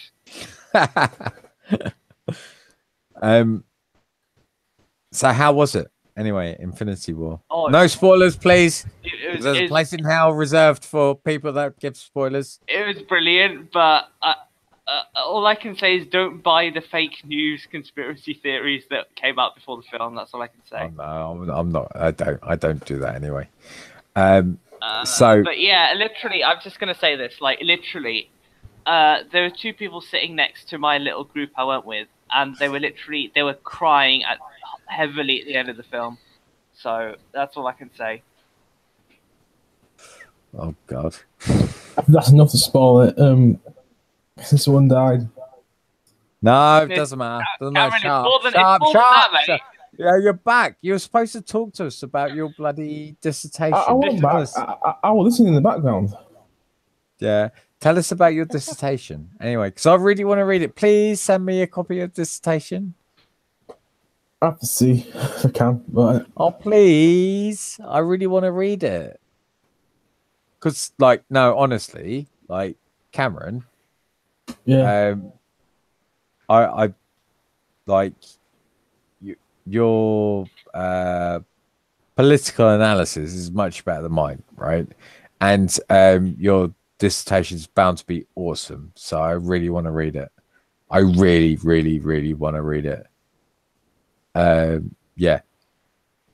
So let me read it, please. Please. I understand though you being a bit protective of it. Yeah, but I mean, he submitted it now, so there's nothing he can do, you know. So, have you submitted it? Is it? When was the deadline? It's in a few weeks. Oh, my uni, they submitted everything now. Maybe. Oh, they? Yeah, maybe. Yeah. That's weird. It all depends on what uni you go to. Yeah. Yeah, it's on the 23rd of May. Oh, okay. So to be fair, like it's the same like examiners. So like no shit, they stagger it. Like they don't want to all to come in all at the same time. Yeah. Yeah. Yeah, so. I'm in first year, so maybe that's why I have an early finish. Yeah, I have 4 months, but I don't know what is there any advice? What should I do within those 4 months that I've got between end of first year and start of second year? Research what you want to specialize in. That's what I would do. Yeah, I mean, I might. The other thing is just switch off, and just not do anything. Yeah. That's and just reflect. Yeah. Reflect. No. Yeah. The thing is, I might take a break from politics a bit like Swiss during that time. I might do actually. Thinking about it, it depends. I don't know. Might take a bit of a break in the summer because the thing is like I haven't actually told my parents about my channel, so Mm. I don't know what they're gonna think. Because Are your parents left, all right, or yeah, they're left, but they're Remainers, so there's a bit of an issue there. oh no, fuck it, no, that's bollocks, man. I Well, mean, like that's like the cherry on the top. I mean, uh, you're Indian, right? Your parents are Indian, yeah, right? yeah. Mm. Can you like if I ever come to England, can I come to dinner around your house, please? Oh, sure, yeah. They do make nice food. And do you like it spicy? Because they don't make it too spicy. No, I'm like since I've given up smoking, I can't deal with spicy stuff, but I Oh, love Indian food. oh, you'll love Honestly. their food because they don't make it spicy. Because my sisters can't handle spicy food, so Uh, you'll like it. Because oh yeah, I it's love really funny Indian because food. my mom, when her and her siblings were growing up, they couldn't eat. They didn't like spicy food. So my nan, with every meal, she used to make the food bland, and she literally had a green chili with every meal. Mm. Yeah, I know. Like everything is spicy here in Korea. Like, Oh and it yeah, like I love that sort of so food. so like we have a long weekend. Oh, it's May Day. Well, May Day, yeah, actually is next weekend. Um, Oh, by the way, someone should do a video about May Day. Cameron, you Yeah. should host a video on May Day. The importance of May Day or Labor Day. Honestly, it's such a brilliant holiday. what is it It, about? what is it about? Hmm. May Day is essentially about it's a holiday that was fought for, and it's about workers' rights, Okay. and it's when workers get together and celebrate a day off. Essentially, Oh wow. So, it's a workers' day. oh Yeah, cool. Oh wow. yeah. That's what May Day is all about. Yeah. Um, uh, but we had this conversation. It was me, my wife being Korean, a South African, and a Canadian, and we're all sitting in a taxi, and we're going to a restaurant. Ah. And my question was, if you could only eat one cuisine for the rest of your life, what cuisine would it be? Yeah. Right? And the um, the Canadian just goes, "Oh, she's totally cute, man." But she was just like, "Oh, it's got to be Mexican because I just love tacos." I was like, "Yeah," and I just laughed, and I was just like, "Oh, it's got to be Indian." I just love Indian food. Yeah. Oh god. Yeah. I don't think I could survive without Indian food. Hmm. It's so varied, though. That's Oh that's god. what No. I love about The, it. the the great thing about where I am, the Birmingham area, is so many good Indian restaurants. Oh yeah, dude. There's an Indian chef there that's got a Michelin star. I can't Yeah, think of his name right now. I've heard loads about his restaurant, but I've never been. Yeah, yeah. I've heard the north of England is like one of the best places to get Oh like yeah. an Indian, Hmm. and like Indian is just being introduced to Korea right now. Really? And yeah, like literally Wow. just being introduced, and I'm just like, and I've basically I've throughout my Hmm. early, well, all the way I've grown up, Hmm. through the early teens and whatever. My mum loves Indian food, Oh yeah. and so I always got the leftovers, right? Oh oh. From and so I've grown up on Indian food, right? Oh wow. And I'm like, my wife, Chagia, which basically means honey. Chagia. You got to check this out. Like, Indian food is wicked. And she's tried it, right? She's like, Yeah. oh oh my god, this is so good. This is so good. Oh So wow. so now we actually travel for it. So Oh wow. we're going to next weekend. We're going to take 3 days. We've booked a 4-star hotel in a place 2 hours down the road by the coast. It's totally beautiful down there, and they've got like they've got Nepalese, South Indian. They've got Lebanese. They've got Brazilian. They've got all sorts of food, all sorts of restaurants, all laid out, right? All these places, and we're like, yeah, we're gonna eat at every single place. Yeah. Oh Fucking wow. No, but the thing is, it's like you never tried Indian food until you've been to India. That's all I can say. really. Because Oh yeah. See, no, oh, because I when I last went to India in the end of August 2016, and it was my dad. He took us to like one of his favorite restaurants in New Delhi, and I was like, wow, I haven't. It's sort of a new, even though I've been growing up with this sort of cuisine, it's sort of a new experience. Again, it's sort of like being reborn, if you will. yeah, yeah. Oh, dude, I love like I'm totally skinny, but I love fucking food, man. Oh god, same here. Especially No, Indian. I told like Ben and like Stizer like how heavy I was. I'm like 5'9" and I'm only 59 kilos.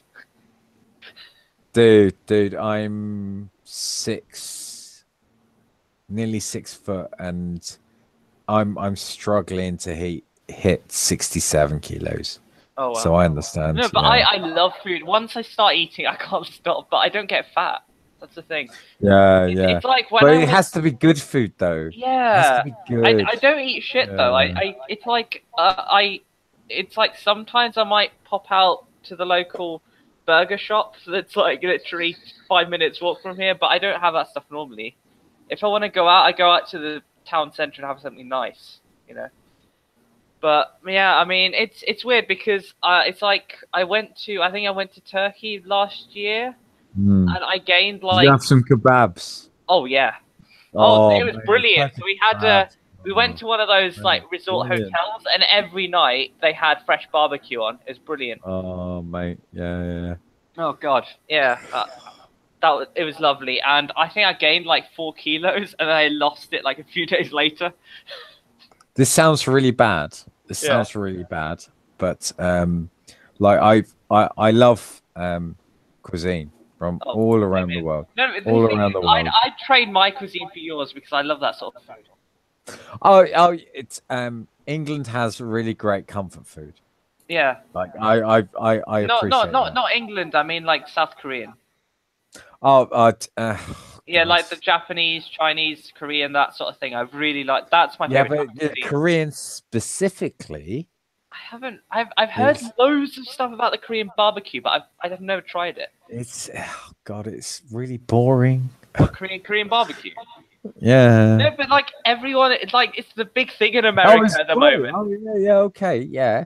You have it once, that's great. You have it twice, that's great. You have it 3 times in a week. Oh, okay. And then 3 times the next week, and then 3 times the next week, and then 3 times the next week for 5 years. Then it really, no. Yeah, it's same with me with Indian food. You love it, but I'm getting See, I've been eating my whole life, and it's not like the proper spicy stuff, so I'm a bit sick of it. So now I go out and have burgers and shit at this point. Fair enough, mate. Fair enough. I mean, it's a couple of days ago, I just felt hungry, like I needed to have a burger, so I had a double cheeseburger with large fries. I was yeah. Why not? Everybody needs a double cheeseburger in their life. Oh, it's brilliant, but I haven't had something like that in so long, and it was funny because I went, my dad and his friend like took us all out to a really nice Indian restaurant, and he was looking through all the food and he was like, I'll order this and this and this, and I was like, Dad, can I just have a burger, please? And he was like, he stared at me, he's like, what did you just say? We're in an Indian restaurant. I was like, give me a burger, and I just had a cheeseburger. Yeah, I feel that. I feel that. Sometimes, like I we'll be walking around like one of the most nicest place. Like we were in Jeju, right? Yeah. Okay, Jeju is an island off Korea, and it's a beautiful island. It's a volcanic island, Oh, so yeah. it's got white sands, but yeah, black rocks. So Oh, wow. you know the contrast. Yeah, it's an absolutely beautiful island, right? So we're driving around this place in a golf cart, right? Yeah. And they have a specific food. Every area in Korea has a specific food that you should eat, Oh, wow. and she's like, come on, we should eat some Jeju samgyeopsal, Yeah. you know, Jeju samgyeopsal, which is the food, right? And I'm like, can I just get a burger? I just want a burger. Can I I just want a burger. Just give me a burger. Oh God, no, because it was Something my. that's not going to challenge me. I just want a burger. Yeah, Like- it's just my impulse. Sometimes I just want a burger or a wrap or something. It's I don't Yeah, know. yeah, It's just yeah, these sorts totally. of burgers and wraps. They just sort of trigger something inside of you. Like I want one. Well, yeah. Here's the thing, right? I didn't because I've met loads of Americans from different parts of America. Obviously, being American, Yeah. right? Part of them being being American Yeah. is the Mexican influence, right? Oh yeah. So I Oh yeah, Taco Bell. oh mate. So so now, right? Now it's like I really want a burger. It's like I really want a burrito. Where can we get a burrito? It's like it's when it's sort of like it's sort of like when you have opposite colors, and it's like when you go around the world, you see people that you want their cuisine, but they want something different, and it's so weird. Yeah. It's like yeah, it's just I just feel like having burgers and wraps and stuff like that from now on, because it was my best friend. He showed me this really nice burger place just down the road. So I tell you what, the perfect wife, right? Which my wife is, she's fucking brilliant, right? Yeah. When I say to her, I like, mate, I just fucking want a burrito. She's like, yeah, good idea. Where are we gonna get a burrito? I know where we can get a burrito. Let's go and get a burrito. We have to drive like 2 hours to get a burrito. It's fine. It's fine. It's okay. We'll drive 2 hours. Get a burrito, right? And his thing, do you want a shot of tequila? Yeah, so let's do some tequila too. All right, cool. So, like a burrito and a shot of tequila, wicked. And this is at lunchtime. And and then we spend the rest of the afternoon floating around town, just going, what? No, I love it because the stereotypical wife, she's like, "Hey, you need to do this. Come with me," that sort of thing. Yeah. Yeah, because it's like there was a whole thing about the whole joke that everyone makes when at weddings. It's like you're no longer yourself; you're your wife's possession. Oh yeah. Fuck this shit, right? Yeah.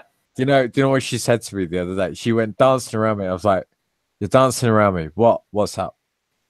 She's like, "He's dancing around me." She's like, "So what's up with you, man? Why are you dancing? Why are you so excited?" She's like, "Guess what?" I was like, "Okay, what?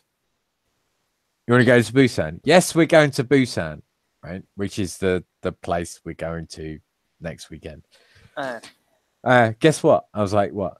We get to eat tacos, yeah, and we get to drink tequila, yes, and then we're going to the movies and seeing the Avengers, yeah, at IMAX." I was like, "You're fucking mad! Get the fuck out of my room, crazy woman." Oh, so you're going over there and seeing it, right? Oh yeah, because they've got this massive like stretch screen, like curved stretch screen thing. Oh yeah, we're gonna do an event. We've booked a 4-star hotel and everything. Oh, nice! Wow. Oh, 2 I nights. love the Avengers film, but the ending, it's so. Oh, shut up! I don't care. Shut up. Just shut up, mate. Right now. Oh, sorry. Shut up. Oh, okay. The No thing is, worries. I've nearly lost a few friends by spoiling movies. So I'm not surprised. There's a special place in hell reserved no, for because people I'm that really bad. spoil movies. I'm gonna confess now. Before I watch a film, I always see on Wikipedia if they got the plot up already. Oh no, that's terrible. No, you shouldn't do that. I will watch reviews, but I'm Yeah. very particular on the reviews. Like Chris Stuckman. Have you Oh like yeah. he's really good at reviewing Mm, movies. mm, Like I'll watch his review before I go and see a movie yeah. because he will help me justify spending the money.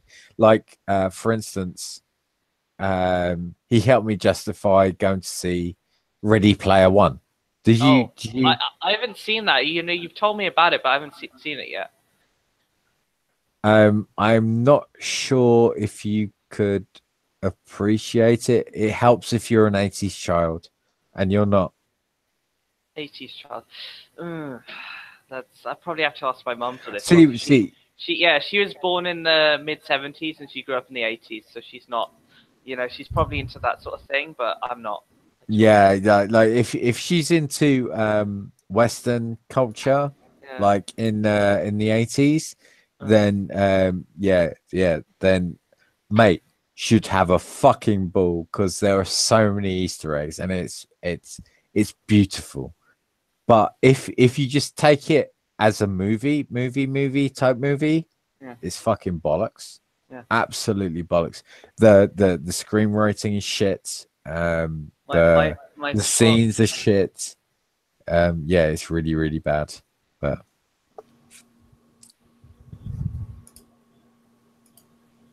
okay. Yeah, you should check the side chat because I think Shafter's getting a little annoyed because you think we're ignoring him. who? Oh, sorry. Shafted? No, oh, Yeah. I wasn't reading the side chat. Sorry, mate. It was. Oh, I just noticed now before I deleted it. He asked me a question about something. Just post it again and I'll answer. But I had a look at it and I didn't Sorry, really understand it Shafted. anyway. Come on. Sorry, Shafted. Sorry. Yeah, it's my fault. I did get wrapped up in my own head. Yeah. Oh my god, it's already 3:04, but I'm not even tired. You've sort of, you've got me into it and woken me up even more at this point. Oh gosh. What? Yeah, I mean, I'd really love to visit South Korea because my mom's friend, she went with a couple of friends and she loved South Korea. She was like, I'd go there again in a heartbeat. So, it's like I've seen people come here and really, really hate it, and then some people come here and just love it, and then they just end up being veterans and just lifers, So what I would say to you, right, is get yourself a degree, right, and then I'll hook you up with a job because I'm gonna be a lifer unless there's gonna be a left wing government and there's gonna be an evolutionary socialist change in the West. That'll be the only way that I'll be able to come back. Oh, okay. Right now. So you sort of biding your time, if you will. Basically, yeah.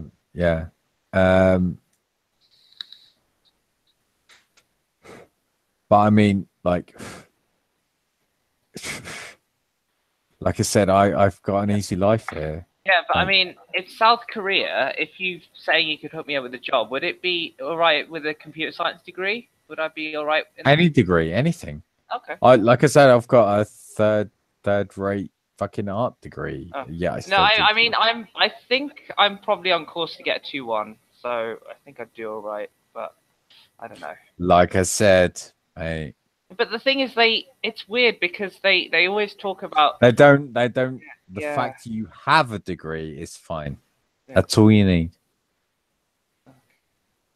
No, because here, like in the UK, you don't. No, it doesn't matter. Doesn't matter. mate. Honestly, if you want a job, if you complete your degree, right, and you want a job, Yeah. I'll hook you up. Okay. Oh, okay. I mean, could you get a job there with like a gender studies degree or something? Any degree, Oh wow. Okay. so long as it's from an English speaking nation. Okay, so I'm sorted then. Yeah, you'll be fine, mate. I mean, because I was talking to my parents about this, and they were like, "Oh, if you don't want to do a PhD, you can have a look at jobs and like, because in other countries like South Korea, they get paid more than they do here. So they said you can look around and maybe move out to another country. So I said that could be an option maybe when I graduate. Dude, it'll be good. Just fucking take a year out, right? Yeah. Like I'd like if you're serious, then I'll take you through the pay structure and how you actually get it sorted. Yeah. I mean, If I'm you're only in really first year serious. at this point, so I got to complete my second year, my placement year, and then my final year. So Yeah, we're miles away. Yeah, and then by then it'll probably be Chinese. And then can you speak Chinese? yeah, but I think with the CS degree, I think I'd be in a good sort of position to sort of integrate into this new Chinese world. Because I can still talk programming languages, which is universal anyway. Oh God, but yeah, I mean, it's what is life like in South Korea compared to the UK? Just not Fucking easy, man. Like I said, Is it much faster paced than UK? I'm guessing it is, right? Depends what you mean by fast pace. For me, Yeah. as a teacher, Yeah. or for you as a teacher, no, it wouldn't be fast paced at all. It'd be quite slow. Be quite easy. Yeah, the thing is, I can't teach people because that's what my parents are saying. No, all you need to do, I- like, you're a really good communicator, so that's all you need. No, but the thing is, they were like, "Oh, get a PhD and do a professorship," and I'm like, "Fuck that! I'm not going to do that." So yeah, I've pretty much thrown that out the window because I'm like, "Hey, I ain't going to do that." So that's I'm out of options when it comes to that, I guess. Fuck. But yeah, what? Like what? No, because my parents are like, What? what? Why do you listen to why do you listen to what your parents say? Like, What? why aren't you just like your own person? Just say, yeah, why not? Can you teach a kid to look at the character A and say ah? Yeah, I can do that. Can you say B? B is for B is for But C is for D is for E is for the E is for E is for isn't it? I don't know. Air. Okay. Fucking hell, I man. haven't done this since God, year 2. shit, man. Yeah, maybe I mean, no, but yeah, like my parents no, are it's like, fine. No, yeah, it's fine. You just gave me complete confidence in my job than what I do. That's fine. If you're shit, and you're like, you fucking and you want to do a PhD, fucking hell, you can't even no, because spell. my parents A. were like, do a PhD, then become a professor, and I was like, fuck that, I don't want to waste 3 years of my life doing that. So, there we go. It's just 3 years of my life wasted. So yeah, what do you expect? Because I might as well, It won't be. It won't be 3 years of your life. I want it to be 3 years of my life not earning any money. I mean, come on. I've graduated. I've got a degree. Like, I should be earning money. It's a bit. Why? I don't Why know. not just be an academic? I'm not into that sort of thing. I hated A levels. I hated GCSEs. I just hated school in general. I'm just doing a degree because I can really, because I have to. I'm not into academics, to be honest. Really.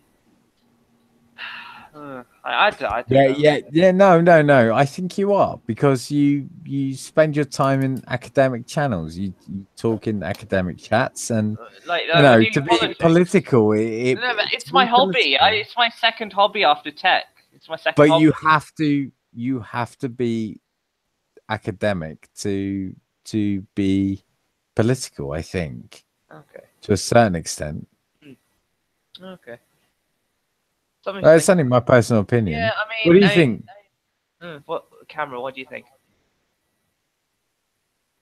Here's someone else. Yeah, I would agree, Chamchi, on that. I mean, academics. Thank you. Yeah. I think that's the first time you've actually agreed with me, Cam. Okay. I mean, academics. It just. I don't know. It's just a stereotype, I guess, that I think of. I don't know. But I'm just thinking because I think my dad he actually graduated high school when he was 14, and then he did a foundation year at uni, did his BSc, then went into medicine. So he's gone into higher education, like post uni, like post undergrad. So is my mom. She's done a master's, and all her siblings have done masters in higher education. So I've got a bit of what's the word? Like I've got something to, I need to meet that expectation, if you will. Dude, remember that I said that I nearly killed myself on a motorbike. All right. So do you want to see the scars? Oh shit. Okay, if you want. Oh shit. Can you see that straight up there? Ooh, holy shit. Oh, there's another one. Oh my god. Is that when they said you ruptured your stomach, right, or something? Yeah, exactly. Oh, but how could you eat and drink and stuff? How did that work? Well, no, it's just it was my large bowel that was bypassed. So it was literally if you look at the this one here, that's I used to shit out of there for about 8 months. Shit. Is everything back to normal now? Yeah. I function. I'm a normal functioning human being now. Okay. But oh wow. Oh wow. But yeah, what do you think about the academics? Do you think take my parents' suggestion and do a PhD or not? you're fucking right, man. If you have the ability, fucking right, mate. Do it. I don't know. I'm looking at the news. Apparently, the Korean War is officially declared over after 68 years. That's just like 2 minutes ago. Sorry? Fuck off. Korean War. Fuck off. Fuck off. I'm looking at the news. No, absolutely. You're looking at it now? Yeah. Joking. Well, the Independent said it about 3 minutes ago. Hang on. Oh, shit. Really? Fuck off. What? Nothing on the BBC. Nothing on the BBC. Where did you get it? From where is it? From the Independent. Independent. So it's bound to be. Right. Okay. Let me see a little that. Bit better, but still liberal media. Korean War to be declared officially over after 6 years. Yeah. It's yeah. No, sorry, mate. But you kind of stole my thunder there a little bit. Yes. We knew this yesterday. It is potentially that the war will end. This is why I was sending loads of messages saying I'm so excited, because the fucking war will end, Yeah. Fucking war is end. And Friday night, my wife was so funny. She was just dancing around all over the place. It's like the war's ended. No, wow. Honestly, like, can you imagine that? Like, wow. Her entire life, she's been under the understanding that you're at war. This country is at war. I mean, it's even worse. Now all of a sudden we're like, it's finished. It's finished. So it's sort of like broken out of the bubble, if you will. Yeah. It's like we're out of the war. Like I was saying to you guys like last night, I was like, I'm so excited, I'm so excited, I'm so excited because this war is fucking ended. Yeah. But not yet. Mm. The Western mainstream media are proposing caution. I don't think so. There is so much that's not being said in the Western Yeah. I mean, you media. should do a whole separate stream about this. Well, I was either gonna save it for the Sunday stream Yeah. with Sty. Stizer got back to me and he said around 12ish. So Yeah. Okay. Yeah, definitely. I'll definitely want to talk about it. But there were a lot of things. And yeah. To be honest, like my own personal opinion is it's a very exciting time. Very, very exciting.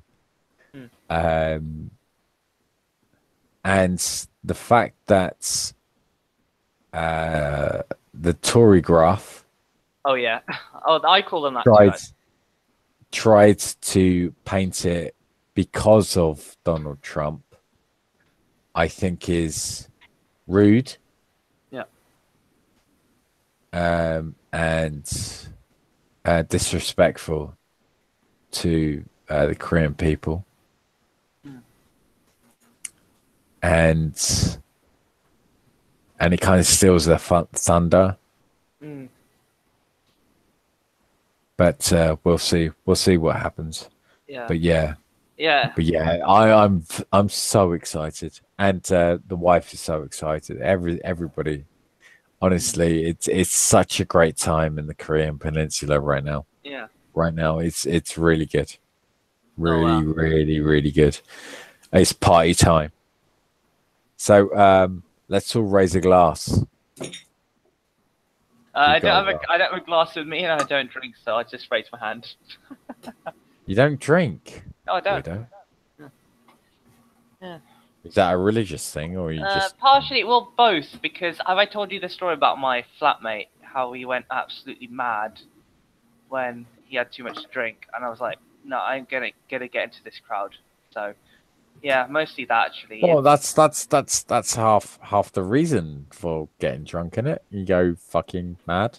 No, he literally turned to Wolverine and started smashing the chairs and stuff in the kitchen. Oh, yeah. I didn't see the Russian embassy on Twitter at any time. No. It's so amusing. Why? This tweeted that strong and stable government for a transforming time. Then they put a picture of Union Jack. So basically, they're taking the piss out of Tuesday, man.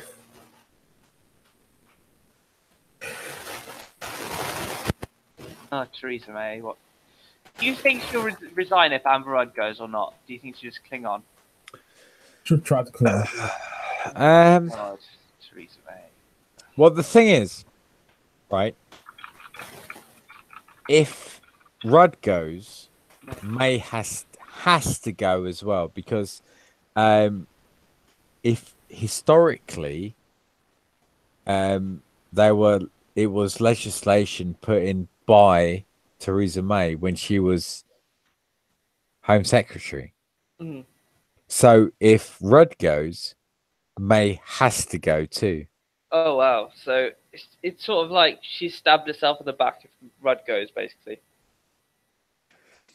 But they have Rudd has broken the rules of conduct, parliamentary conduct. Oh yeah. So officially, she should resign, right? Yeah.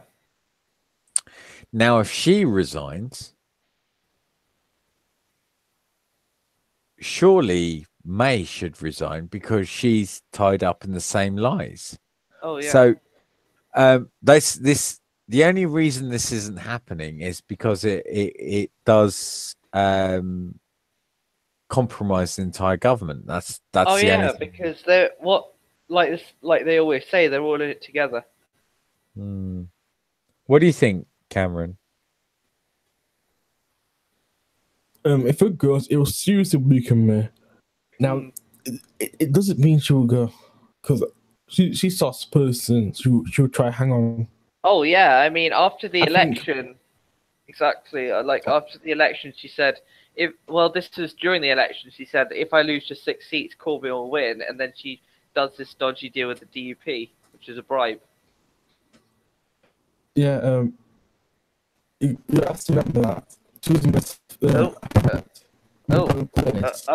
you going all? Oh, you're going all Dalek on us.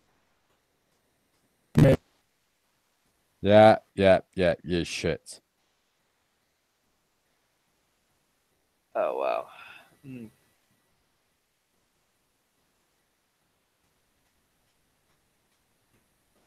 Uh-oh. Uh-oh. Uh-oh. No, I think he's going to come back. Yeah, I mean, I've had this a few times when he's been on streams. It's just, yeah, his mic goes and then he has to rejoin usually. But yeah, if May resigns, who do you think will be the next PM? Oh, he's back. Well, I'm a strong and stable. Oh, so weak wobbly connection. Weak wobbly connection you have there. Yeah. Well, what were you saying before you got cut off? I'm about to talk about but Theresa May is going to hang on basically. Oh yeah. How long she can. I mean, she's done it. She's been doing it for the past nearly a year, hasn't she? Basically. Yes. Remember, she's a puppet being propped up by MPs out of fear of government collapsing. Oh yeah. She'll stay on. It's sort of like the opposite of Labour, if you will. She's like being propped up, whereas they're trying to bring Corbyn down. It's sort of like the opposite. Well, yeah. I feel like there could be a leadership election this summer in Labour. What? I didn't catch that. What did you say then? Leadership. Yeah. Okay. Who do you think will be the candidates for that? If there was Chuka and Nummer. Chuka Amuna. Yeah. What do you mean for Labour? Yeah, against Corbyn. Someone like him. Oh shit. Maybe Stella Cruiser or Jess Phillips at a push, but Jess Phillips! Oh my god, he'll win if Jess Phillips is against him. He'll definitely win, Corbyn. It's like no way there's gonna, Jess Phillips is just toxic. To be fair. No, she'll get all the SJWs. The American, was it third wave feminists?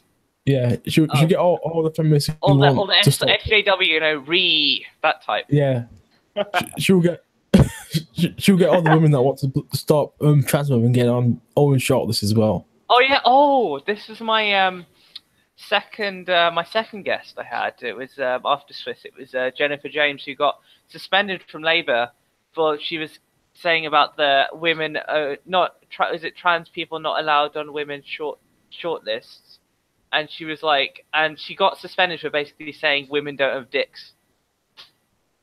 So there you go. So yeah, they need a Jess Phillips if it's like that, isn't it? Perhaps. Oh god. Jess Phillips. That's 3 years. She's becoming more, let's say, popular in the media. Oh, I mean, they love her. Like she sort of toes the SJW politically correct establishment narrative against Corbyn as well.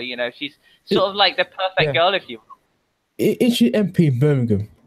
Oh, Birmingham Yardley, yes.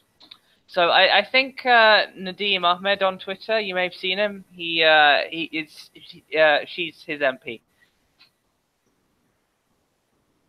So yeah, I don't think she's an MP near here, but I mean I'm Birmingham City Centre, so I don't know what constituency that is. Is it Tom Watson, Birmingham MP as well? I'll have a look now. Actually, interesting.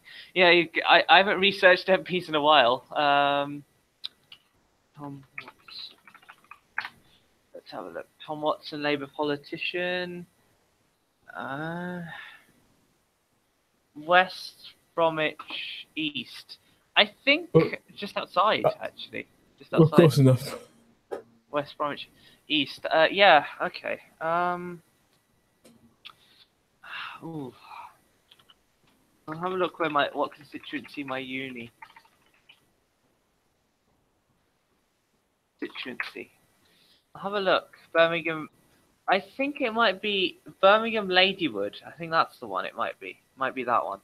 Having a look because I typed in my uni and I typed in my uni which says constituency, and it comes up with that Birmingham City Centre areas of Aston, Newton, Lozelle, Edgbaston. Yeah. Okay. I actually from my grandparents. Birmingham has the July 2008. Birmingham has the highest unemployment rate in the West Midlands, which is usually higher than the claim, almost 18%. Okay. Okay. The Birmingham, the last one. Oh, okay. Labour. Actually, like a supermajority for Labour in the last election. It's a 9.1% swing to Labour from the last one. It's 82.7%, so it's a very safe seat here. Yeah. And it's been going up and up and up actually. 2000 and wow, it's actually it went down actually after. No, has it always been Labour? I think it has actually. It's always election in the 1960s. Oh, it was Liberal at one point actually. Interesting. It was yeah. See, I'm in now. Yeah. Labour since 1922. Oh, it was actually no. It's been. Oh, this was actually in the 1920s. This was it became Labour after that, and it was Neville Chamberlain's seat back in the day. Actually, my yeah, I know. It's where I am. My uni was actually his constituency. I found that funny. Anyway, yeah. So it's pretty much always been Labour, solid Labour. But it used to be from around 50-ish% and it's gone to 82%. I think maybe because it's a very like studenty area and it's loads of people went to Corbyn. Maybe that's why. Possibly. Yeah. But yeah, it's a Labour safe seat, so I haven't registered to vote here, but I don't see any reason to register. To be fair, if it's a Labour safe seat, so.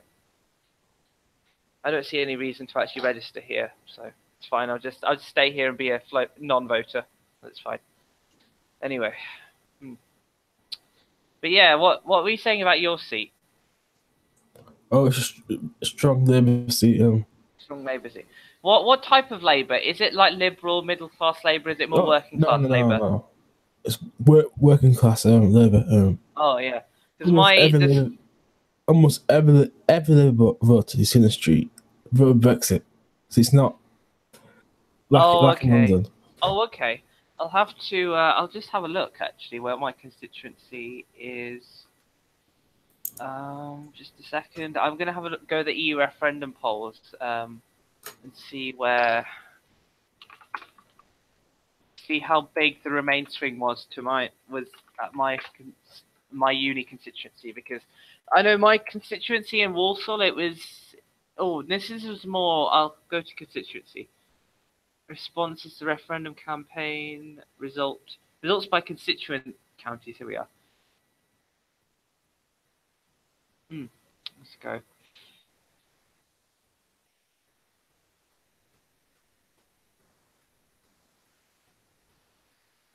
Regional result of the EU referendum. Okay, constituency counties. East Midlands region. I have to go down. Okay, here we are. The constituency results. Yeah, I'll go to Birmingham Ladywood. Birmingham Ladywood. Come on. Where is it? Need to go up a little bit. Good. Oh, there's loads of Birminghams here. Ladywood. Remain. It's 64.4% Remain is where my uni constituency. That's what they voted. A few Birmingham ones. No, Edgbaston. Edgbaston voted Remain, but very slimly actually. It was 52.7 to 47.3. So yeah. Oh wow. Because have a look at where I live. My house is. Can have a look. That is... My country is for 72% leave. According to my country is there. Walsall South, where I live, is Walsall North, where the Tory, where they became Tory basically at the last election. It got 74.2% to leave, and where I live in Walsall South, it voted 61.6% to leave. So I think Walsall South is more the middle class sort of area. So there we are. Yeah. But yeah, I mean, I just say now, because I mentioned to Chamchi that I haven't told my parents about my channel because they were genuinely shocked when they found out I was a Brexiteer. So I'm a bit, if they hear some of the shit I've said on this channel about the EU, I don't know what they're going to say, to be fair. Well, it's, surely your parents are Democrats, aren't they? Yeah. They must be. Yeah. Okay. So now there is one thing, and it's always in my fucking head, right? Yeah. Like being a Remainer is the democratic deficit that the EU has, right? So surely that's something that you can always say to your parents, surely. Yeah, I mean, you do understand that there's a democratic deficit there, don't you? They'll say, well, No, but they wouldn't really say that because they watch like BBC coverage for their referendum news, so I wouldn't say they'd agree with that. They didn't really do much research. They just pretty much watched the BBC and voted Remain, to be fair. See, this like when I don't know. I don't know what the coverage was like when Greece voted against austerity. Yeah. Essentially, they had a referendum. Yeah, it was a 61%. They voted against it. Yeah. It was massively against. Yeah. It was showing his second leadership. And then afterwards, the European Central Bank and the Troika basically slapped them down and said, "No, fuck you." Yeah, I mean that's when Yanis resigned. That's when my sort of journey began to be this was when I basically crossed the line for Remain to leave. This is where it started. So, and it was actually Yanis Varoufakis. That's when he resigned. At that point, that's when he resigned. Yeah, but not that period. But I mean, like doing research on this. This is when I literally stepped my foot into the Leave territory, like sort of started becoming a Leaver. So, but yeah, I mean, I have I'm not going to name him by name, but I do have a Ramona uncle who would probably like get pissed off if he heard some of the stuff I said on the channel. I'm still like, but not like all the time. Look. Type. I meant that he's like that sort of type. Let me justify this position, right? Yeah. Okay. Now, if we were leaving into a brand new left-wing government, doesn't matter who's leading, right? So it's more about the policies than the man. Yeah. Then yes, definitely fucking break up. Rather than leave the EU, I would look into breaking up the EU. Oh, exactly, because that's what left wing leave. That's a lot of their arguments to us. We need to we need to destroy it so we can build something better for the workers. Yeah, exactly right. You need to reform it, right?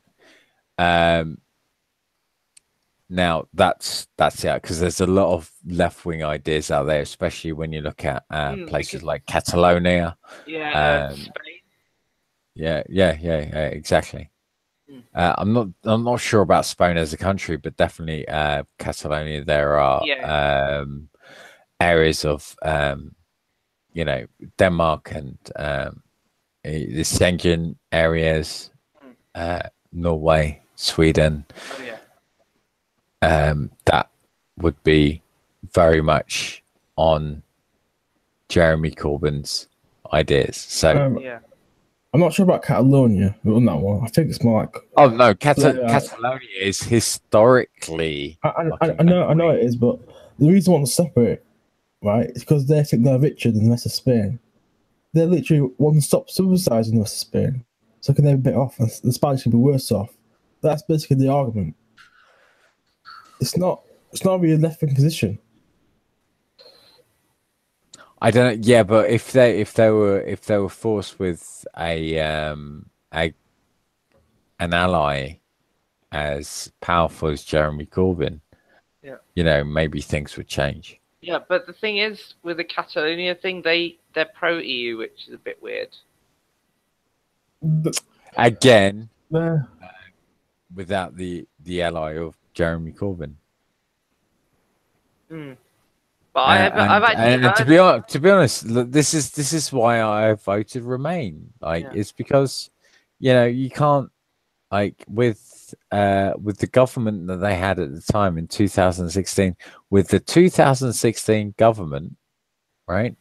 Really, to let them just fuck completely over the courts of the European courts of human rights.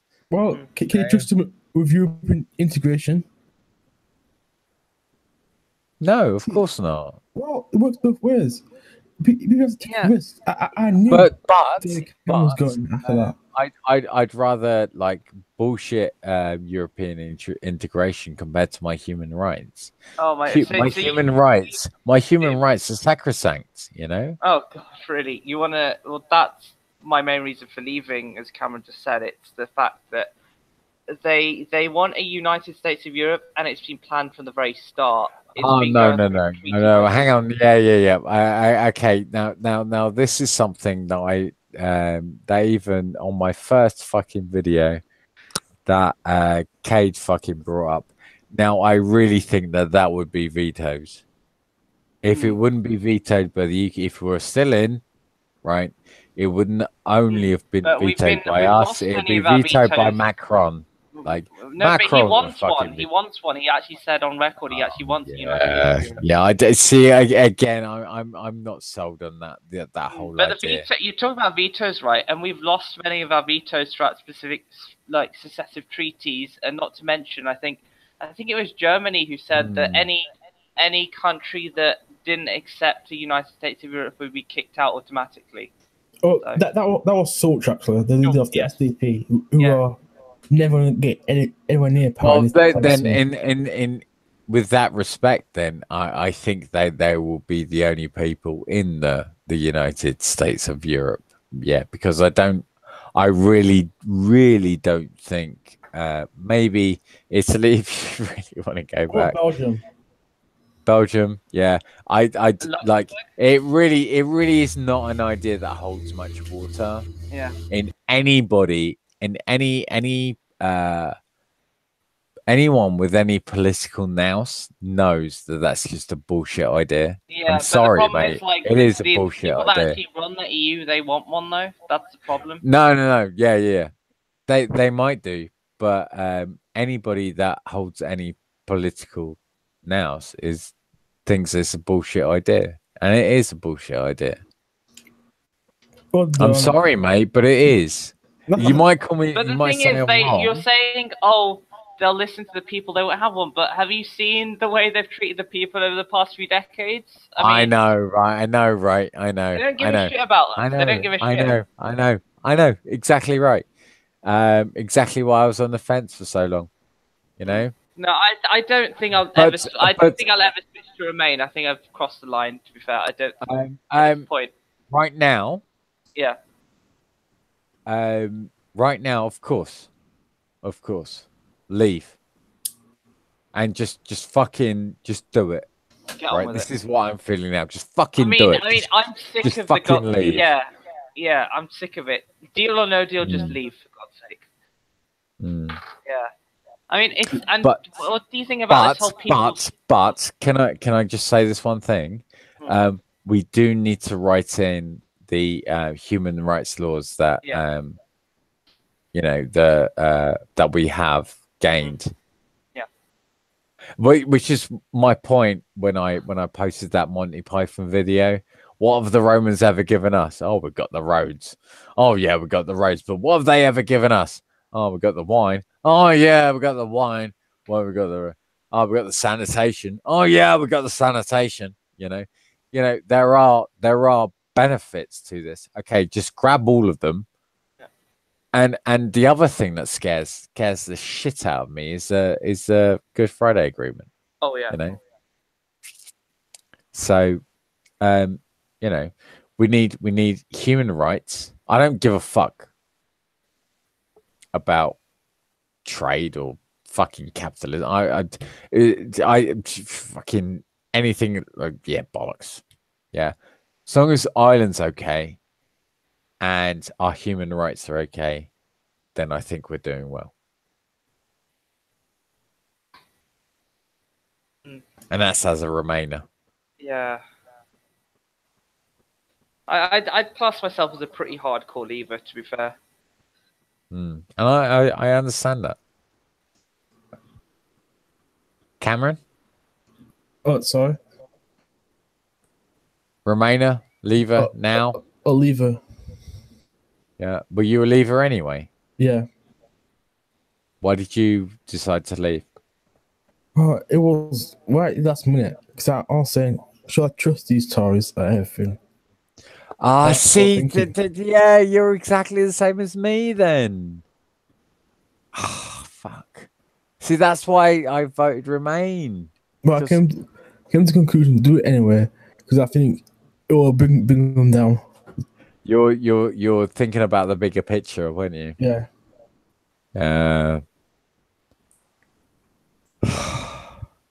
See, like I was, fair enough. It's funny because the Tories, they're the one that's forced us in, didn't they, as well? Yeah, it was Heath that forced us in, and it was Major who forced through the Maastricht Treaty. And it's going to destroy their party. Yeah. Better like just like fucking Foot and Kinnock in 1983. Exactly like that, I reckon. Because Foot wanted to go further to the left, didn't he? Yeah. And he was a Eurosceptic. He'd actually made a plan of leaving the EU at that point, which is actually quite good. Yeah, he wrote it into his manifesto. Yeah. Yeah. Exactly right. Yeah. I mean, if we would have done that, then I think, I'd be happy. But, we're leaving now. I think we should just take it, to be fair. It's an opportunity. We should just take it. Yeah. No, I can't argue against that. This is the thing. I don't really have a position to argue against that. And I feel like most of my effort or most of our effort should be fought towards fighting for democracy from the bottom up, right? No matter what, So whether we're leavers or Remainers or whatever, and I even think I only think this is a fucking thing just because of the fucking press, Whether we're Remainers or leavers, You're a socialist, right, Asim?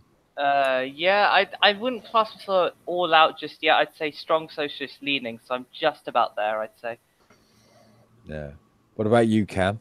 Oh, definitely. Oh yeah, I'm not as radical as you guys Absolutely yet. wicked. Nice one. Nice one. Yeah, I'm not as radical as you guys just yet. I'm still developing. Absolutely. Yeah, I'm still developing. So yeah. Yeah, no, that's cool. That's cool. To be honest, it's taken me a few years to admit that I'm a socialist, and it's only over the last, I would say, 6 months to a year to say that I'm beyond that. I'm actually further left than Ooh, I don't. a socialist. You know, I'm not sure if I'd go that far, but you know, never say never. Yeah, totally. Um, well, yeah, this is the thing. Yeah, definitely. But we should stick together. And Yeah. this whole Brexit thing is going to happen. So Yeah. let's stick together and let's just make it the best thing we can, you know. Yeah. And if we stick together, then we will make it fucking work, you know. But it's not going to happen with a Tory government. No.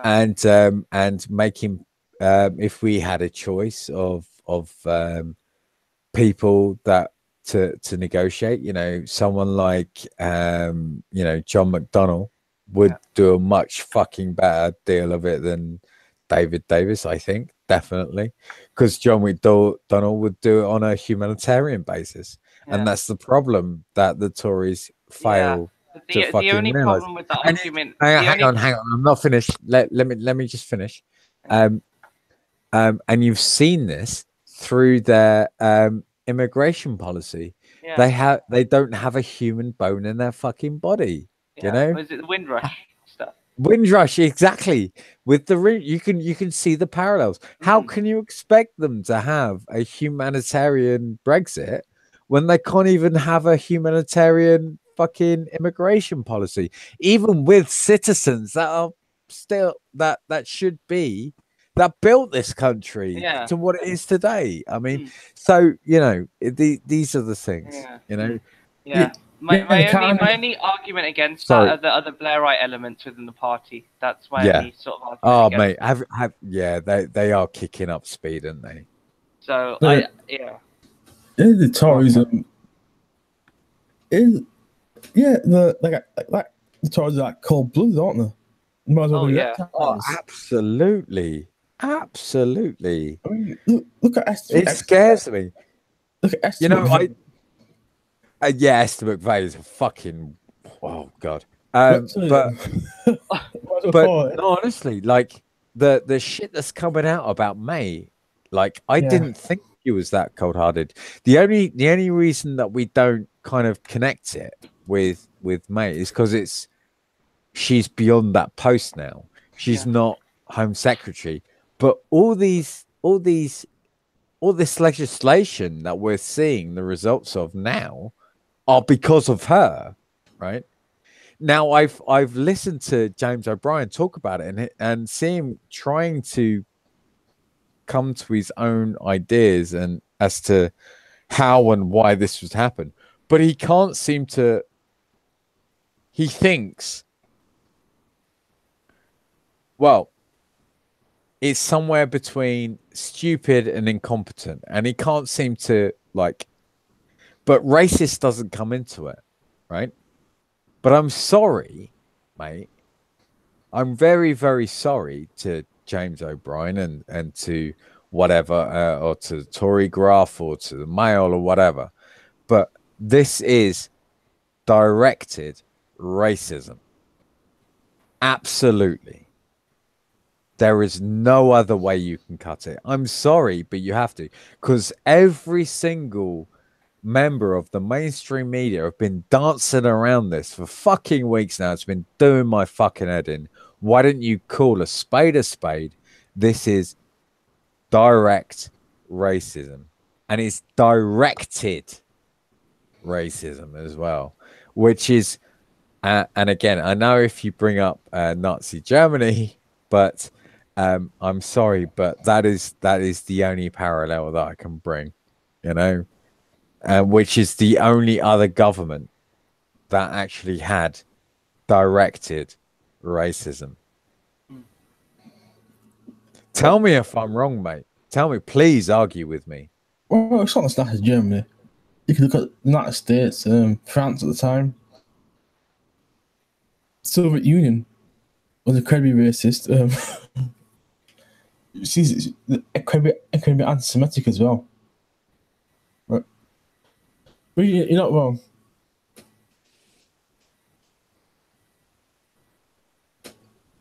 You know, the Tories always been a bit like that, especially towards the English generation.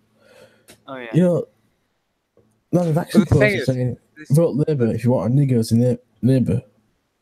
yeah, yeah, yeah. Oh yeah. If you want Negros as your neighbor, vote Labour. Yeah, I fucking yeah. What's that? 1955 was it? Yeah. Oh fucking Something hell! like It's that. absolutely disgusting.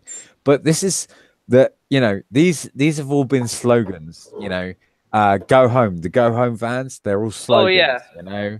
Okay, but with the Rindrush situation. It's legislation, which means it's been through the civil service, it's been through a green paper, it's been through a white paper, and then it's been through the Commons, and it's been voted for, and it's been made law, right? Okay, so this is not like this. Like I say, it's not a slogan. This is not somebody that said, "Oh, fuck off, you stupid black bitch," to Diane Abbott or something. You know, this is at this is legislation.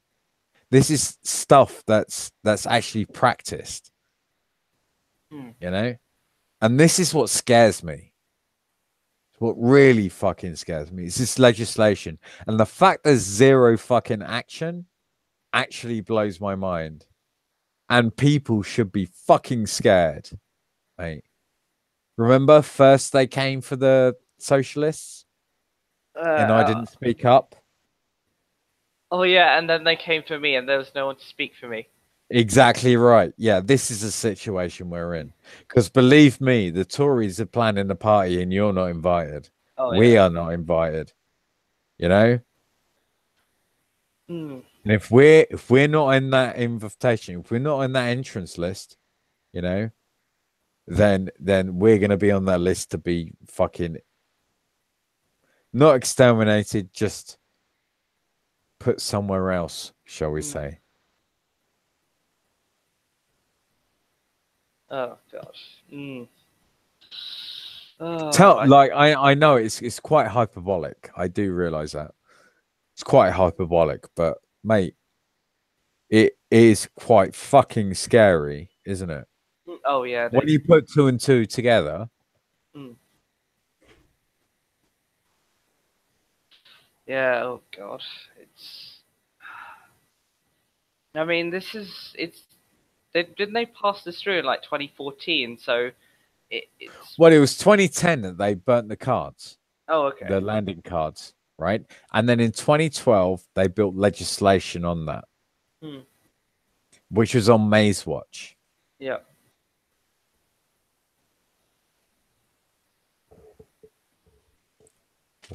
Thank you, baby. Cheers. Is it bacon? Nice one.